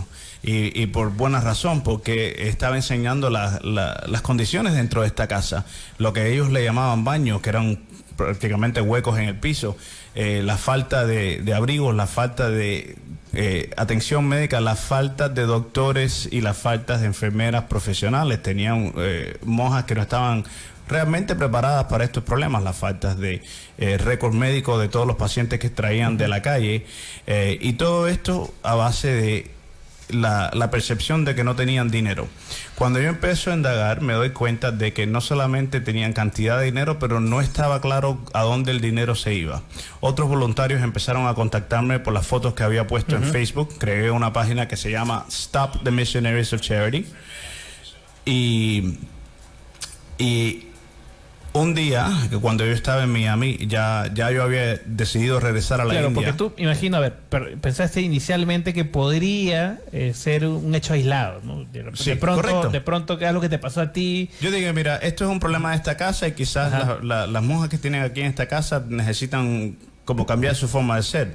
Pero cuando veo a través de otras personas que es un problema endémico dentro de la organización, ya ahí sí no me voy a quedar callado. Entonces ya fue cuando empecé a poner cosas... Te empezaron a escribir a ti. Sí, varios voluntarios aparte, porque yo puse todo lo que yo había visto. Contaste tu experiencia en redes. Yo lo puse todo en línea, así como lo vi. Claro. Y entonces otros voluntarios empezaron a llamar y decirme, mira, yo trabajé en una casa de mujeres con problemas psiquiátricos y le están dando electroshock cuando no se portan bien, como para castigarlas. Entonces yo le pregunté a la muchacha que estaba trabajando en esta casa, porque era una casa de mujeres, entonces tenían una voluntaria que era mujer, si pudiéramos hablar con detalles, si me daba los detalles, si me daba el permiso a transcribir nuestra conversación y publicarla. La conversación la publico yo, qué sé yo, un fin de semana. El martes, cuando regresan los voluntarios a esta casa, ya no les son permitidos que suban al segundo piso donde está la máquina de electroshocks. Entonces, ahí se da uno de cuenta que no solamente es verdad lo que está sucediendo, pero que del lado de allá están poniendo atención a lo que yo estaba reportando en nuestra página de Facebook. A través del tiempo de un año, ya yo había regresado a Miami a mi vida cotidiana en el año 2000. Yo decido que voy a regresar a Calcuta porque mis 2 meses que invertí ahí no resolvieron nada. Y entonces como que me sentí bastante defraudado. Claro. Y ya yo había conocido varias familias que estaban fuera de una de las casas de la Madre Teresa y dije, lo que voy a hacer es recoger a varios de estos niños, ponerlos en la escuela, porque yo creo fervientemente que la educación es lo más importante para cambiar la vida. Claro. Y si los encamino a estas familias, pues ya, me limpio las manos y dije, por lo menos hice algo. Claro. y seguí adelante. ¿Qué pasa? Cuando estoy en Miami preparando para regresar, me llama un periodista de la publicación Forbes y estaba haciendo un artículo. En ese momento, este es el año 2010, hubiera sido el centenario de la Madre Teresa. La señora, si estaba viva, hubiera cumplido 100 años. La Madre Teresa falleció en el año 97. Entonces, este señor había visto, este periodista había visto mi página en Facebook con todas las críticas y todas las acusaciones de la organización. Y me dice, mira, lo que tú cuentas aquí es un poco muy difícil de entender. ¿Me puedes dar más detalles? Y tuvimos una entrevista por teléfono por 1 hora. Y antes de cocar me dice, bueno, mañana estoy en Mumbai, dice él, y me voy a montar en un avión y voy a Calcuta a ver a la Fundación de la Madre Teresa y a ver la parte de ellos, a tomar su lado. La contraparte. Sí. Yeah. Yo dije, bueno, buena suerte, porque esta organización casi nunca deja de entrar a la prensa. Pero yo creo que como era el 100 aniversario, como que había muchísima atención, entonces este hombre logró entrar y fue a la casa donde yo trabajé, que fue mi primera casa que abrió la Madre Teresa. Y esto fue en julio de 2010. La publicación de este artículo sale en agosto 1 de 2010. Y fue tan fuerte, el artículo está en línea, es por la publicación Forbes, India. Fue tan fuerte y tan shocking lo que él vio, que no solamente era lo que yo había visto, y comentado, pero más. Cerraron la casa que la Madre Teresa abrió, la primera casa de su completa organización, de donde nació el imperio. ¿Quién la cerró? La fundación, sin ningún aviso público. Nada, cero.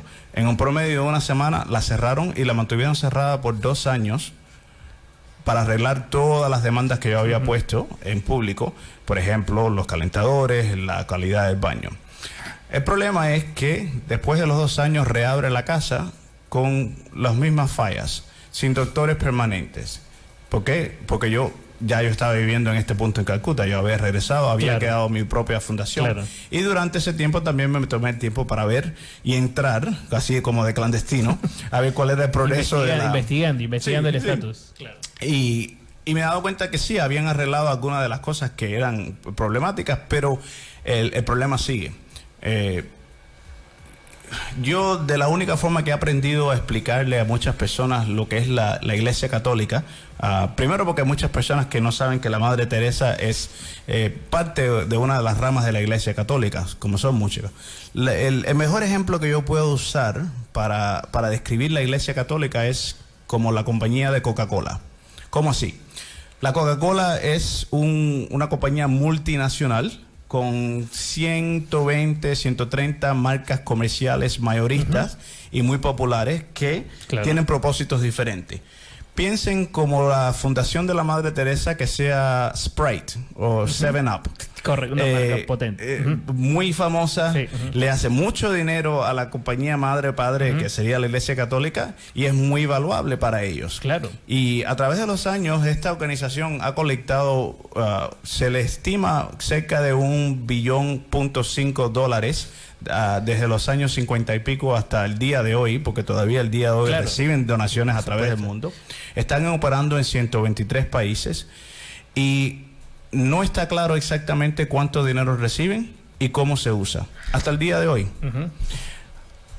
No, porque nadie supervisa, nadie supervisa, muy pocas personas cuestionan. Es lo que estabas diciendo antes de este monopolio que tiene la religión para hacer el bien. Y además con este apuro de convertirla en santa, ¿no? Porque ya la convirtieron en santa, ¿no? Sí, entonces, ¿qué sucede? En el año 2016, que bueno, también ese es un proceso de fabricación del Vaticano. Ser santo es una cosa que ha sido inventada por ella. ¿Qué cosa es un santo? Todo esto son reverencias y títulos que se crean para darle más validez Bueno, aluden a los milagros, ¿no? Por ejemplo, que se puso la imagen en la barriga para curarse del la señora cáncer. se llama Mónica Besra, que es una señora pobre que vive en las afueras de Calcuta, como a 400 kilómetros. Y esta señora había dicho que tenía un tumor o tenía un dolor muy fuerte en el estómago, y que entonces se puso a rezar sobre una medallita de la Madre Teresa en ese momento. Ya la Madre Teresa había fallecido, y que bueno, de un día para otro se le fue este dolor, que era un tumor. El problema es que esta señora también tiene un doctor que dice que lo que tenía era tuberculosis, había sido tratada y tenía un curso de antibióticos y medicina. Entonces ahí como que ese milagro no estuvo muy claro y le sacaron la vuelta a la definición de milagro. El sistema y el proceso de cómo se crean los santos en el Vaticano ha sido... Tenemos una llamada. Sí. A ver, hola, buenas noches.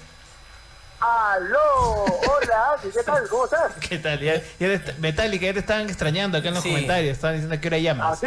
Sí, mira claro. Tú, bueno, un saludo para toda la muchachada que me hincha, que me sigue también los deportes, ¿sabes? Porque saben que yo hablo también de deporte, así que... A ver, ya te dejaron el teléfono, ¿no? A ver, coméntanos, te escuchamos. Bueno, a ver, interesante lo que están tocando sobre los milagros, la Iglesia Católica y toda la cuestión. Pero yo sigo siendo católico y sigo siendo católico porque creo en Dios. Porque para mí Dios es lo más grande que yo he conocido. Y sobre todo doy testimonio al amigo ahí, al que estaba comentando de Calcuta, porque, por ejemplo, yo tengo hijos, te cuento Andy, ¿no? Y cada vez que yo he invocado algo a Dios, siempre me ha ayudado, siempre me lo ha concedido. Yo no conozco a Dios, nunca lo he visto. Es omnipotente, siempre está en todos lados, pero yo nunca lo he visto. Igual el mal, no el diablo, no, de repente ustedes son ateos, satánicos. No, ojo, pero acá no estamos hablando de Dios. Concretamente hemos estado hablando acerca de Teresa de Calcuta y de digamos que los hogares que ellas tienen en la India. Por acá Hemley trabaja allá en Calcuta y ha sido testigo de cómo no está funcionando bien, por decirlo de alguna manera. Claro, a eso quería llegar, mi estimado, si me permite, ¿no? Sí, adelante. Por Henry, ¿no? O sea, es cierto, ¿no? O sea, nosotros no conocemos a Dios, sentimos ese milagro, conocemos lo que ha sucedido con la Madre Teresa de Calcuta. Entonces, aquí el problema es el hombre, ¿no? El hombre. ¿Por qué el hombre? Porque así como ustedes son ateos, otros son agnósticos, mi tío, el otro canal también de la onda. Entonces, yo pregunto, ¿cómo podemos tener fe en el mismo hombre cuando el hombre es el peor destructor del mundo? Cuando el hombre es el que comete la barrabasada que se ve a cada rato, no solo en el mundo, en el Perú también, sin ir muy lejos. Entonces yo digo, ¿no? ¿Cómo podemos confiar en el hombre? El hombre es inhumano. Por ejemplo, hay una canción de Metallica que se llama Mankind, que significa inhumano, y que es parte de, te recomiendo la película, Andy, ya que a ti te gusta lo terrorífico, lo ateísmo, lo satanismo. Lords of Chaos. ¿Has escuchado esa película, Lords of Chaos? Y habla, te cuento el amigo Henry, que también habla de religión, de Madre Teresa de Calcuta, hablan de cruces invertidas, animales empalados, que habla del black metal, por ejemplo, noruego, el black metal suizo, y que tiene mucho que ver con esta situación. Y habla del ser humano como parte nefasta, que termino, Andy, de parte nefasta del mundo. El ser humano es el que destruye el mundo. Nada, mucho se puede decir. Perfecto, listo. Está un poco serio día Metallica, ¿no? El programa no es el mismo, se no llama Metallica. Sí, pero bueno, no estamos hablando acá, ahora estamos hablando de la cuestión de la fe, ¿no? Un hecho muy concreto. Yo creo que el señor que llama está confundiendo un poco quizás lo que es la falta de fe al hombre, y el hombre tiene bastante historia haciendo cosas muy horribles, pero ese es el caso. Si tú ves al mundo de hoy, hay más bien en la sociedad que mal. Si hubiera más mal, estuviéramos en bastante problemas. Y yo creo que no solamente sale de una parte genuina de la naturaleza humana hacer el bien, pero es parte de mantenernos y de evolucionar y de sobrevivir como especies. Porque si fuera todo guerra, si fuera todo mal, si todo fuera la picardía y el robo y el egoísmo, ya hace rato nos hubiéramos desaparecido del planeta. Así es. Y esa es mi fe. Yo, si no creo en más nada, y debería creer en algo, es que creo en el potencial de todo lo bueno que reside dentro del corazón de cada uno de nosotros. Algunos quizás tengan más, otros menos, pero yo creo que en general como sociedad tenemos la capacidad muchísimo mayor para hacer el bien que el mal. Y esto fue uno de los problemas que me chocó tan fuerte con mi experiencia en la Fundación de la Madre Teresa, porque había una idea tan general en el mundo. Ajá, correcto. Ahora, una duda que tengo. Tú has llegado, digamos, mucho tiempo después que que Teresa de Calcuta murió. Sí. Este sistema, si bien te mencionaba Hitchens hace un momento que mencionaba, es una pregunta perversa, ¿ya? ¿Quién lo instaura? O sea, eso es lo que quiero saber. O sea, siempre fue así, porque bueno, para es una pregunta, sí, mira, hay un sistema instaurado. Es una pregunta que viene desde hace mucho tiempo. O sea, se benefició económicamente Teresa de Calcuta en su momento. Las personas que están actualmente en estos años al frente de esta institución se benefician económicamente. O sea, no que los sino ¿dónde parte esta forma de trabajo? Claro. La pregunta se ha hecho muchas veces ya, y es una pregunta obvia, necesaria, porque nadie quiere creer que esta pequeña señora que se la ha santificado, se ve vulnerable, ¿no? Se le ve sí, todas estas cosas, todas estas proyecciones, hasta inclusive puede ser comparada a la abuela de muchísimas personas. Hay bastantes emociones atadas al caso visual de la Madre Teresa, entonces cualquier forma de ataque hay que cuestionarla. Yo he tenido que aprender a entender todos los detalles de esta fundación, y he tenido que hacer mi research, y bueno, el problema de las críticas de la Madre Teresa ya viene empezando a partir de los años 70, 60 y pico, donde había voluntarios como yo que habían ido y habían visto que había muchísimas faltas de condiciones médicas que se podían proveer. A partir de ahí sale también un muchacho de Calcuta que estaba estudiando medicina, se llama Arup Chatterjee, que ahora reside en Londres y es otro de los críticos internacionales de la organización.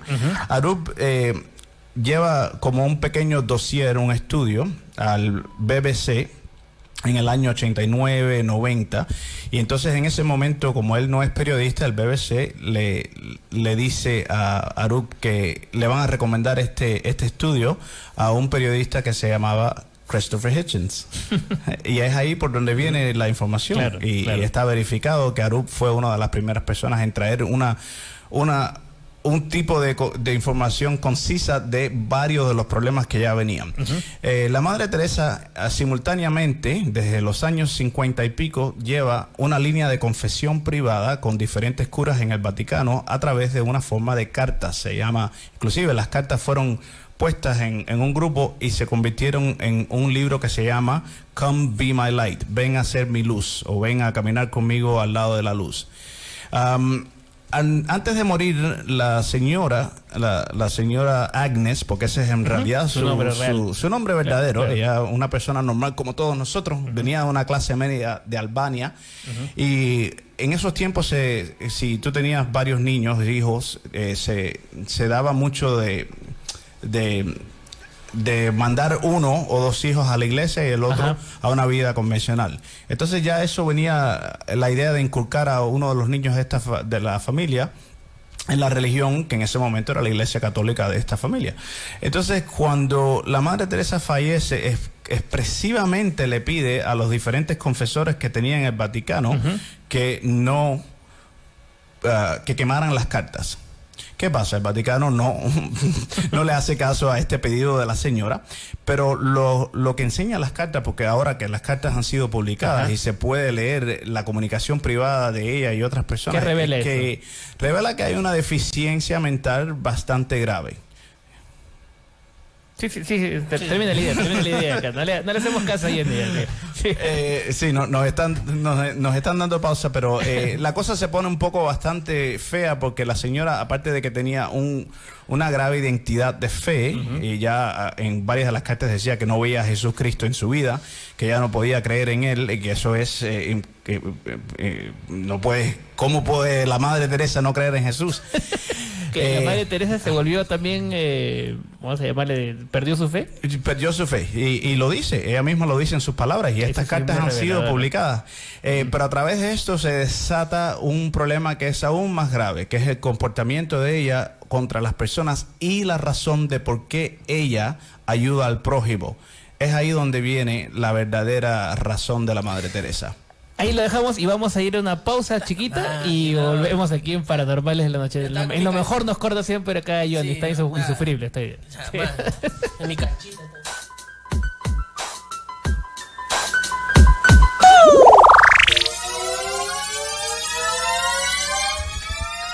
Volvemos aquí en Paranormales de la Noche a través de los 97.7 Canto Grande FM.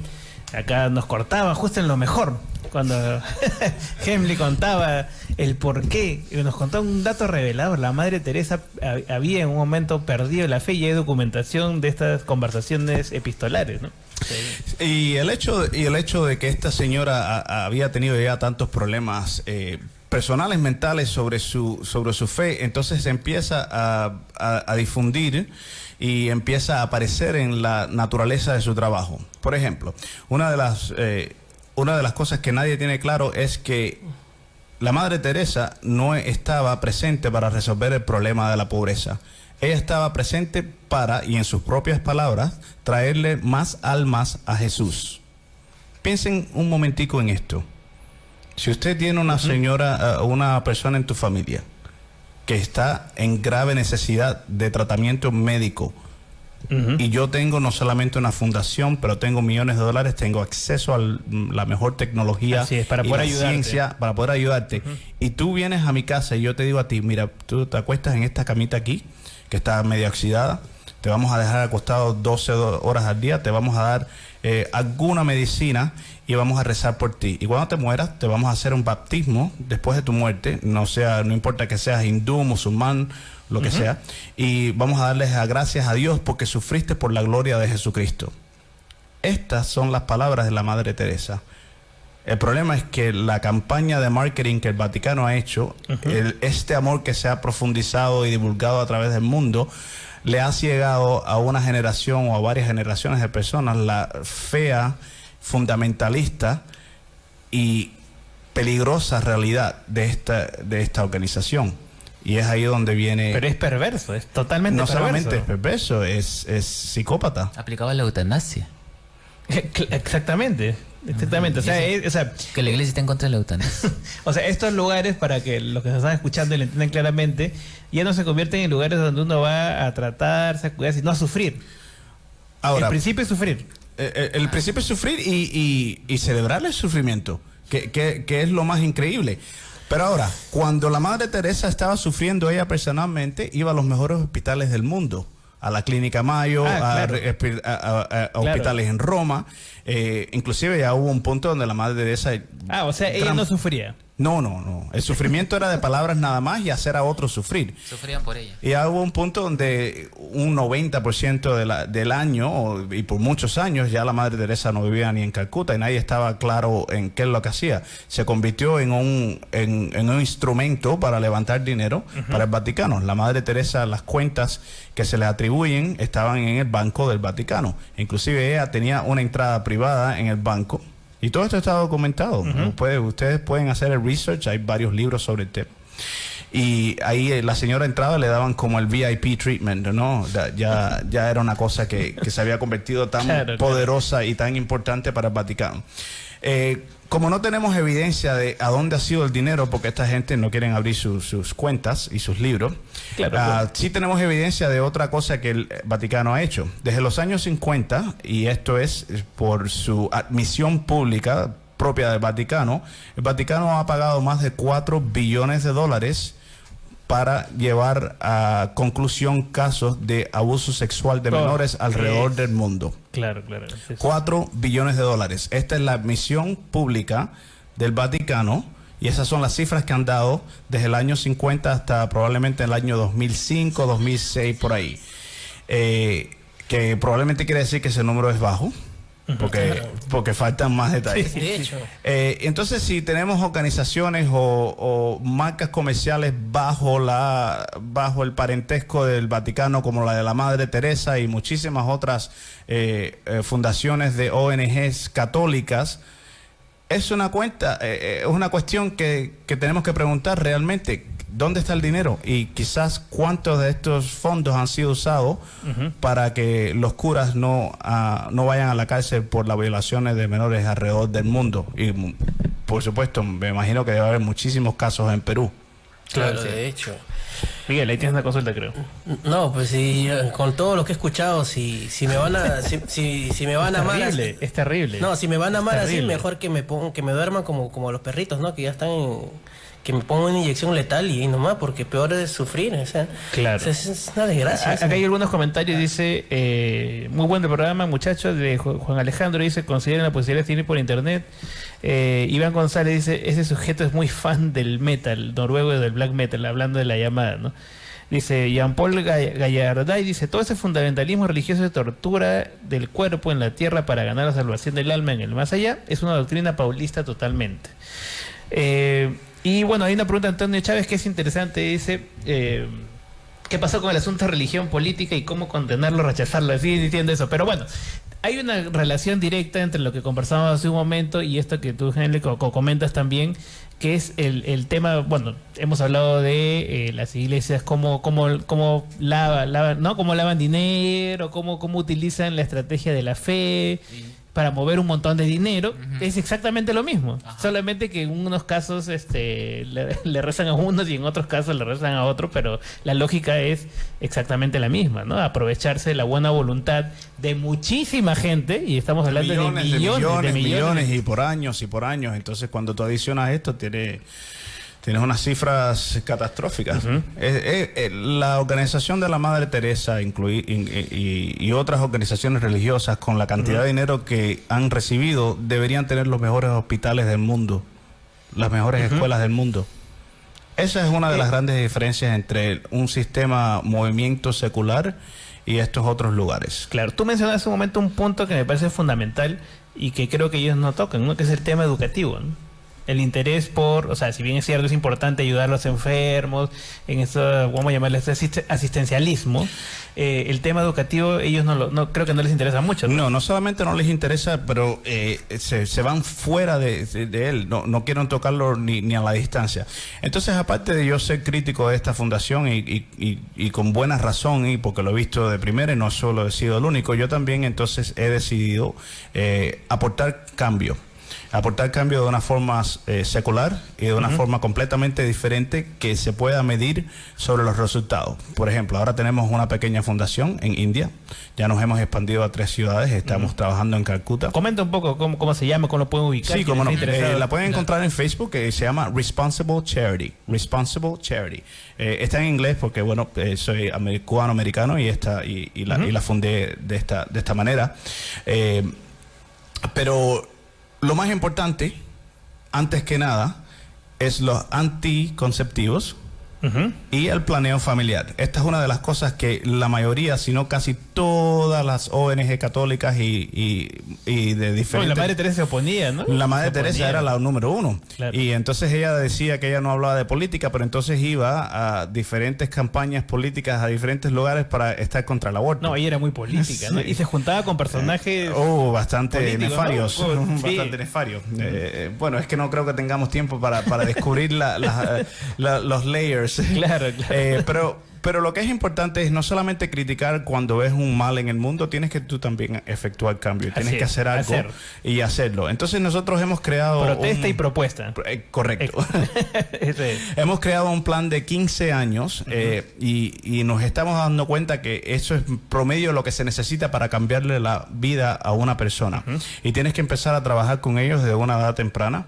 Entonces nosotros ahora tenemos un programa de 15 años que... se efectúa a partir de la edad de 6 a 10 años, niño o niña, no importa cuál sea, y a partir de ahí empezamos a trabajar con los niños proveyéndole una educación secular, trayéndole soluciones como planeo familiar y anticonceptivos a las casas, trayendo y creando empleo para los padres para que no interrumpan la educación de los niños, y lo seguimos hasta que los niños se gradúen de la universidad.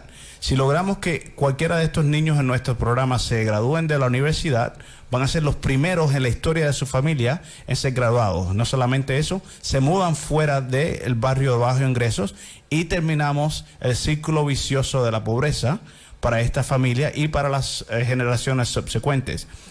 Esto es lo que tienen que proponer cualquier ONG que esté trabajando en el campo de la pobreza. Si no tienen estos componentes, hay que preguntar exactamente qué están haciendo y a dónde va el dinero. Así es. Eso es muy importante. Creo que es... En realidad te agradecemos mucho por lo que nos has contado esta noche, porque se puede analizar de varios puntos de vista. Sí. Desde el punto de vista de quitarle a los grupos religiosos ese monopolio que quieren o pretenden tener sobre la caridad, sobre el altruismo, la solidaridad. Ya era hora. Sí. Y ya era hora. Sí, y que puedes ayudar perfectamente como tú lo has demostrado, ¿no? Sin pertenecer a un cuerpo religioso, a una institución religiosa, ¿no? Inclusive el propósito de la caridad es que no tenga que existir.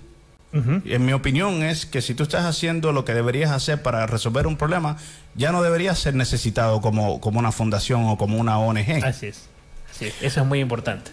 Lo que pasa es que ahora, escuchando todo esto, veo que las religiones más son mucho ruido, pocas nueces, porque las organizaciones, las ONG que son las abanderadas de las religiones, ayudan mucho menos que las ONGs y organizaciones seculares. Y esto está respaldado por estudios, no es que lo estemos pensando nosotros, se ha verificado.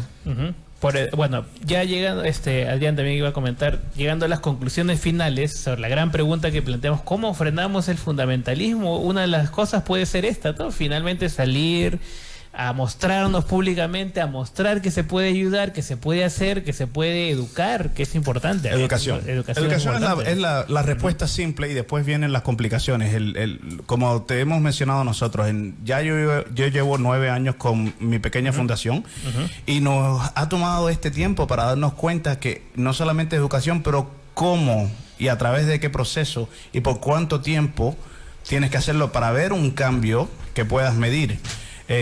la educación a todos los niveles, al nivel público, en nuestro caso lo hacemos al nivel privado, pero entrando al nivel público, cambiando las leyes, abriendo las leyes a que haga, por ejemplo, educación sexual a una edad temprana en las escuelas. Importante. Para ambos niños y niñas. La educación es la respuesta simple, pero también tiene sus complicaciones, ¿no? Henry, acá Henry ha planteado una alternativa interesante. ¿Cuál sería otra cosa para hacer, digamos, para poder frenar un poco el avance de estos grupos fundamentalistas, como vemos que está avanzando, ¿no? en todo lo que hemos conversado esta noche?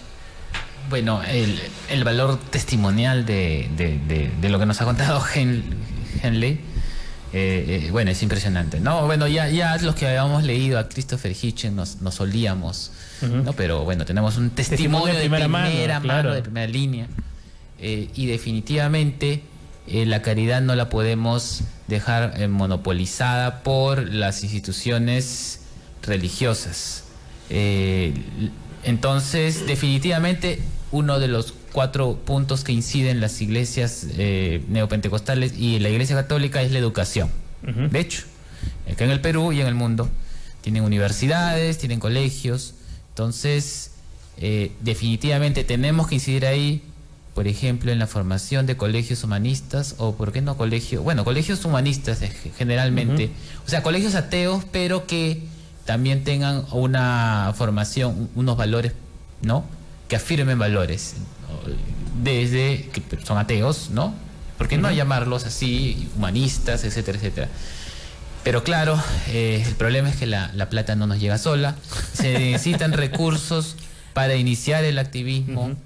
Y ojalá los no creyentes, que en el Perú son 1.400.000, 200.000, pues ya han crecido como 90 y tantos por ciento, 94% en los últimos 10 años. Si pudieran confiar un poco más en los propios no creyentes y dar también su granito de arena a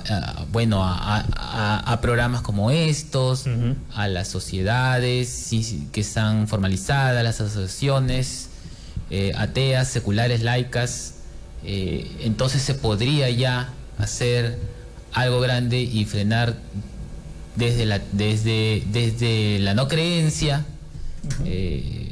¿no? El avance de las iglesias evangélicas. Bueno, y aparte que yo también creo en las alianzas también con las otras tendencias laicistas.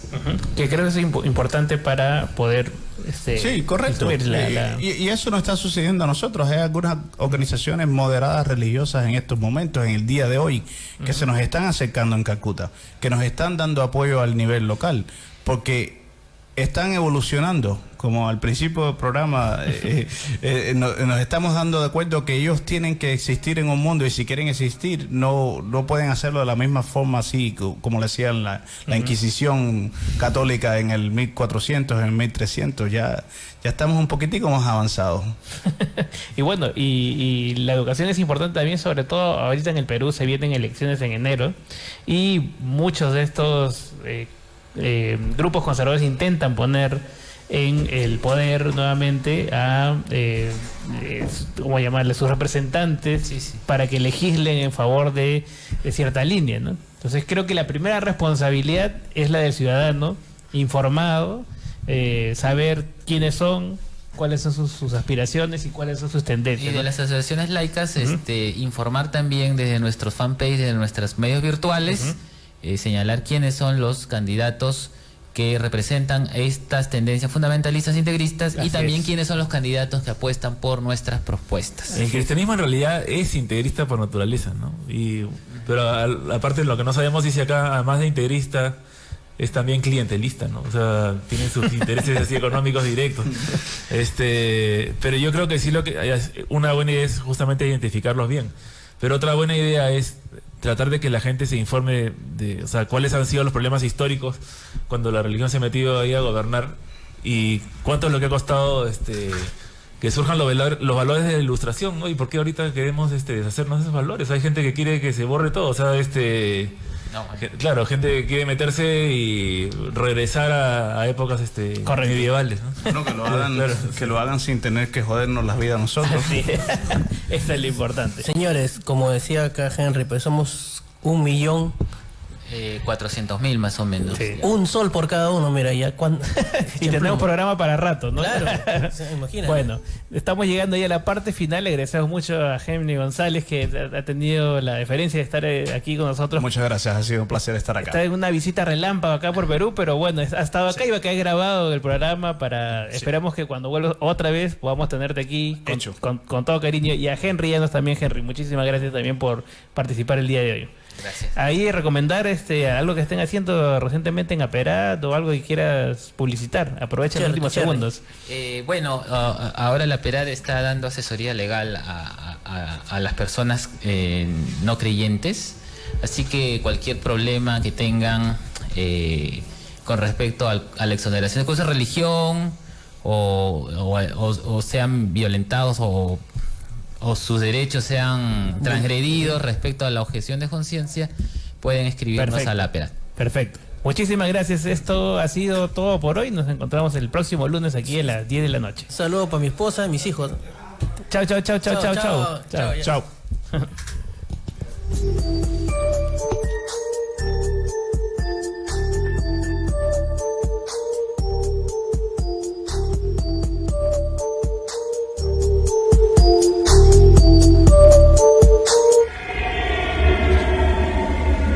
Hasta aquí llegó su programa Paranormales de la Noche. Nos volveremos a encontrar todos los lunes a las 10 de la noche a través de los 97.7 de Canto Grande FM y a través de la web www.cantograndefm.com.